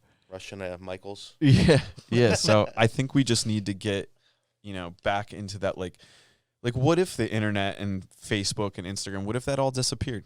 Yeah. A lot of people would have nothing, Yeah. and it would be cool to, We're talking about like defensive investing and things like that. Like we got a like defensive community. Yeah. Right. We just have like a group of people trying to help each other out just for the Right. sake of like Blue collar, stupid. helping American each other workers out. that are Yeah, like have you ever been like non-college idiots? yeah, dude, be like, oh, you been to school? Can't come in. You build a house. You How much student debt you have? build a house. You dirty bastard. But it's kind of like those old school like Italian hangouts, like in South Yeah. Philly or up in like the New York and stuff. Yeah. You see them like you're walking your dog down the street and then you're like, what the fuck is this Yeah. place? And you like look in the glass door and you just see a bunch of dudes like playing cards or shooting the shit and you're like, Yeah. wait, this is like the first floor of a house. Right. What do you? And it's like a social club. Yeah. Like that's gone what, now. That's what I saw. I saw a social club, and my one. You got to be careful which ones you name. Yeah, I won't name it. You don't. But they were full blown. They were open during COVID. I tell you that much, Yeah, dude. They were the only bar open in Philly. Like there's a few of them. I mean, not the only one. And they're like untouched. Some of those They're social private clubs in clubs. Philly are not touchable. No. Like you will not see like There's people. residents right around them, and none of them will say a damn word. You won't see shit about it because if something happens, they'll take care of it. Yeah, But exactly. if something doesn't happen, nobody knows about it. Yeah, exactly. It's But I was just thinking about like what you were saying before about like who you do business with too. Like, I'm like a firm believer of like where I spend my money on either whether it's a mechanic or a parts vendor or anything. I'd rather spend it with somebody that has a good family that's doing the right thing. That's rather than some scumbag. Yeah, I get Even if gas. it's cheaper. I get gas at the Citgo in Newtown. Yeah. It's like easily 20 cents more a gallon than Yeah. Wawa. But like I get out, the owner or his son or like one of their mechanics comes out and they like fuel my truck up. I talk Yeah. to him. Like I get out of my truck. I'm like, yo, how's things going? He's like, oh, the snow's coming. Like, what do you guys got going on? How's business? Like Yeah. talking, what are you building? Right. And then like I now have a relationship with this Yeah. guy. So he was asking him like the other day, I've been talking to this dude for 2 years. Yeah. The other day he goes, what do you build again? I'm like telling him, he's like, oh, cool. He's like, I know I got a random call the other day on the company line that was Yeah. like, I know it came from him. Really? Like I just know, like when I see next time I get gas, I'm like, yo, you know this guy? And I guarantee he's gonna be like, yeah, Why do you dude. think Like, he called you? I think he that guy like does a lot of like gas and like repairs trucks for like a lot of people in Newtown. And even though his gas is expensive, Yeah. and he's been he bought the gas station from his dad, and his son's probably gonna take it over from him. Really? So it's like they know every single person in Newtown. Yeah. Like, why would I not be friends with you? Yeah. I will pay you a little bit more in gas to like make sure you know who I am and I know who you are. Right. like ultimately you got to be genuine about it. You got to like want to connect with the guy. Yeah. But it's like cool to me that like you're multi-generation in business. Your son works here. Yeah. You're nice people. Like I'm going to have a relationship with a dude that like I get gas from, or I could go to Wawa and like what? They're buying up mom and pop shops. I'm just like I'm You're just just going wiping to out Wawa. I'm swiping my card or get back in the truck. Maybe I get a fucking water or something. There's no like. There's nothing to it. There's I don't nothing. go in those places. Yeah. I don't go in Wawa. Yeah. I have nothing against Wawa. I don't. You want to burn it down? What? What'd you say? I wanna- What do you say? No, You but light it up that's- after That's just going towards. What are they doing? They're just building up Wawas and they're buying out. They're buying out mom and pop shops, wiping them out. Yeah, I stopped buying stuff from Amazon the same way. Yeah. Like Trying I to get off actively Amazon. try not to buy stuff from Amazon. Yeah. I mean, I occasionally do.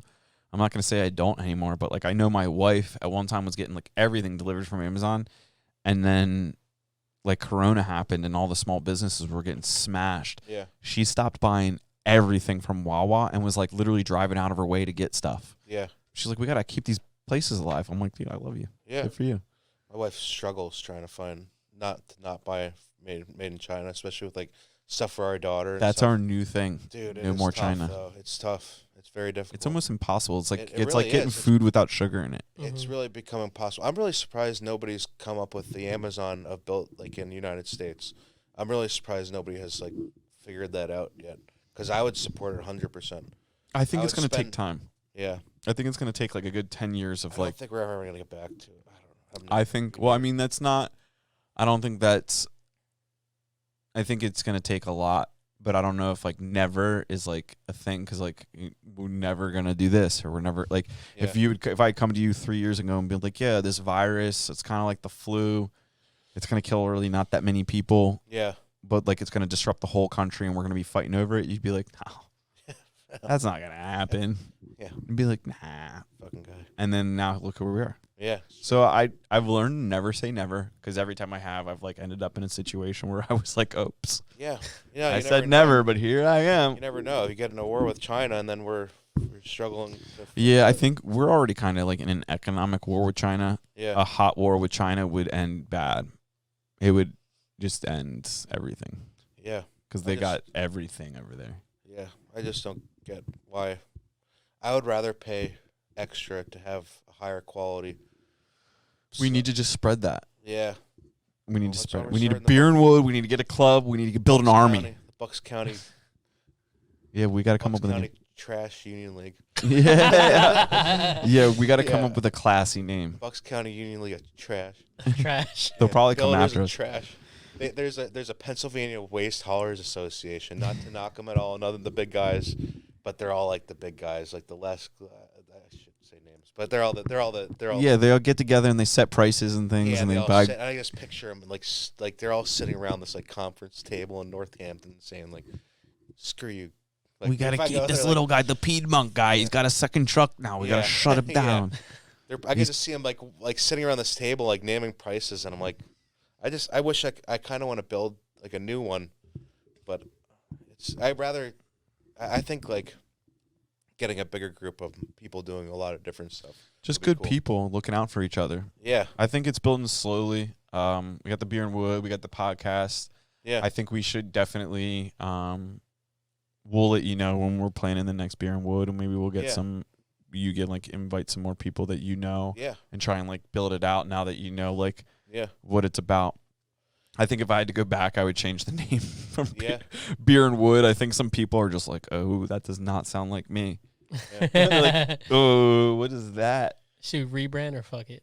Fuck it. Yeah, Yeah. fuck It's it. too late now. It is what it is. We're in deeper waters now. People know about it. But So just Yeah. maybe just thinking out loud, like doing it more often, and the goal I just joined. I do just quarterly. went the first time. I don't know. we like to do well. Like, Quarterly's great. That's the enough. first one we did, well, Corona happened, and we had an underground one during the Corona. Yeah, So this is like the third or fourth one we've done, and like the goal for me was to get everybody together like once a quarter, yeah, and it's actually taken a little bit. I guess it just takes time and like thinking about it. yeah, But like our original blog on our website was called Beer and Wood, and then we just realized I was like, maybe that's not a good thing to like call Yeah. the bit. Like we'll just keep Beer and Wood as like the Beer Wood. is like the hangout. beer wood and roll off cans. Yeah. No, you just I don't know. Maybe just What would you change about it, if anything?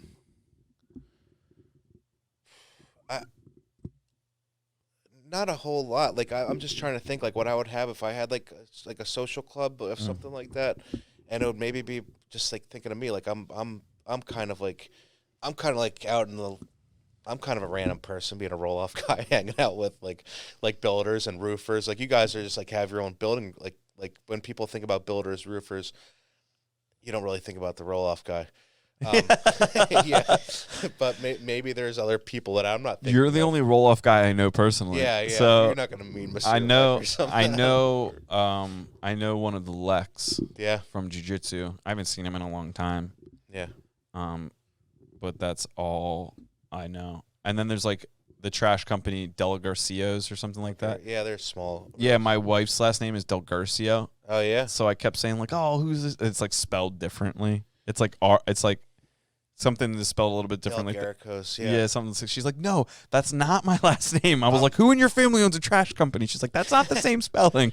They I'm like, oops. I don't know what I would change. I don't think there's a lot I would change about it. I think I'll just maybe diversify to some people you don't think about, like the roll off. Well, that's what I'm saying. Like we'll hit you up when we're getting ready to plan it, and maybe we get more people from outside the current group to come in. Yeah, like the people I work with, and I've kind of like I said, I've enjoyed meeting different new people. Like just this year, I bought a roll off truck.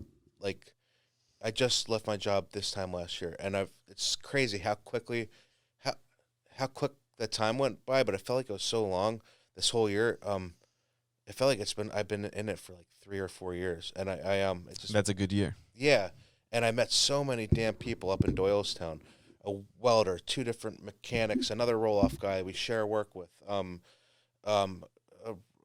dumpster manufacturer. Just the list goes on of all these different people, and maybe if I don't know, maybe I know you don't want to be dealing with like manufacturers and stuff. No, I would like anybody that's high quality. Like you don't even have to be in the construction business. Like if you're just a good business person and you're taking care of people. Yeah. Like if you're taking care of people the way I take care of people, right. I want you there. Right. Because like if you introduce me to someone you're doing business with, or maybe a potential client, or something along that nature, it's like it's really easy for me to slide into a business opportunity if you know me from somebody else, and you realize like, oh, that's one high quality person that recognized him. Right. Like it makes business easier when people know you. Yeah, and just maybe like just. More different people, diversify a little bit. Maybe, yeah, but I do like your idea of being high quality, and the kind of I never really got to explain. So I started as a broker, which is I didn't really like that, and I found a need for, I found a very bad, like poor service in roll off, and it just drove me nuts because I broke her out to roll off. That's usually how it starts. It's like you find something, and you're like, I can do this better. I have like a need for it, and that's why I think I've done really well, because I'm really good at communicating with people. If you text me and say I need a dumpster that day, I'll make sure it's within that time frame. Now, I mean, I don't know how often or how many other companies you've dealt with, but how shitty is the you call Waste Management Republic? I just don't understand how a lot of people deal with that. Like you're calling a 1-800 number, you're not dealing with the driver, or the biggest pet peeve I have is like the drivers that'll drop dumpsters into paved driveways without putting wood down. Yeah. And I've called a couple of them out. They'll be like, "Oh, we never do that." And I'm like, "What do you mean? The last time you did it, you did." And they're like, "Oh, we just had wood on the truck." Yeah. And I'm like, "What? Well, you just fucked up this driveway." Right. And they're like, "Well, sorry." Rolling 3,000 pounds on a brand new driveway. Yeah. So it's like things like I'm big on relationships and things like that, and sometimes it takes a little bit of time, but once you're in front of someone, you just work them. Yeah. I've done really well with just having like really good communication, really good, very, very, very. I appreciate that superior service of like that's why I'm not scared. I'm gonna do it, but I'm not pushing to get a driver. This driver that I'm gonna get, I have a truck set up for him. Anybody wants to join my team, I'm hiring. I'm hiring right now for a top level service guy. Yeah, I mean, they're I get that. Part of my family. You need someone that's gonna like like treat your customers the way you just want them how to. I do, and I'm not gonna find. And You don't want to bank have half your business on someone that's just a piece of shit. yeah, and I'd much rather pay top dollar to a really, really good guy that's gonna do just what I do and say, hey, how's your day going? I'll put wood down. I'll call the customer if they're not home. Where exactly do you want this dumpster? Like, hey, I'm running behind. Just giving you a heads up. Nope. It doesn't take a lot to communicate. There's not a lot of people doing that with me. It's just maybe because I'm smaller. But when I do, as I do grow, I am gonna grow. I'm not gonna be a single owner operator. But as I do grow, it's gonna be very, very, very high level service. It's gonna take some time to find the right people. Right now is the worst time to find those people, so I'm not really pushing it. But Yeah, as we say, slow is smooth. yeah, And smooth is fast. Look at that. So that's all it is, dude. right. Boom. Right. We almost got to the end of here, and we're just now letting a shotgun blast. Yeah, Right. I couldn't sneak one in. Sorry. And and just having kids and a family, and I think balancing your life and family is very important. And I see a lot of people that are, just their whole focus is on money, growing, and just I think it's happiness, and I've learned that this year. It's What's it all for if you're not happy? Life, and just having a life outside of work too, and just it's not all about money. It's about having a good livelihood and having a good family and stuff. So Yeah, dude, thanks for coming on. Yeah. This was a great show. I could talk to you guys for 2 days strght. Dude. That's our, We'll I think have to our do longest another podcast. Yeah, is this a long one? I think so. I think this is our longest. Really? Yeah. How long we at?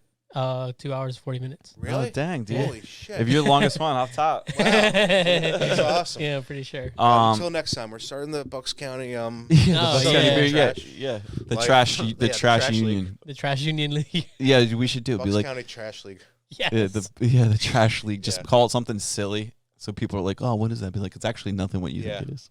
BCTL, baby. Yeah, where the trash gets taken out, Yeah, right. right? There it is. Boom. We do. I just Yeah. want to get jackets made. Just make a bunch of merch now. Yeah, like just let's make the merch and then do the Shitty leather organization. jackets. Shitty leather jacket they peel off. Yeah, if you Cigars want to and join the Con club, Aqs. you got to bring a shitty leather jacket Yeah. and earn your patch. Yeah.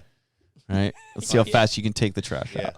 Yeah. Right. But dude, thanks for It's coming awesome on. talking to you guys. I appreciate your time. It's Dude, good. so thanks for listening. Hit the subscribe button. Check out blackflagnation.com for all your stuff, fitness stuff, some gear on there. Got the workouts through Logan, and then keep your ears out for the Alpha Bravo Canine charity walk. We need your money. Where can we find you, Kyler? What's that? Where can people find Piedmont Environmental. I'm big on Instagram, and I'm a little bit on Facebook, but hit me up on Piedmont Environmental .us, our website, and also mainly I'm on Instagram. You see a lot of stuff I'm doing. But yeah. All right, cool. Check him out. Yeah. You can text him for your dumpster, dude. Yeah, absolutely. He'll Give me a make- call he'll for a come roll-off bring it, dude. dumpster. That's awesome. Well, thanks for listening. Yeah, Thanks, thank you, guys. Kyler. Gilmar on the ones and twos, and Rambo's taking a nap now, so we'll see you later. Thanks. Thanks for listening.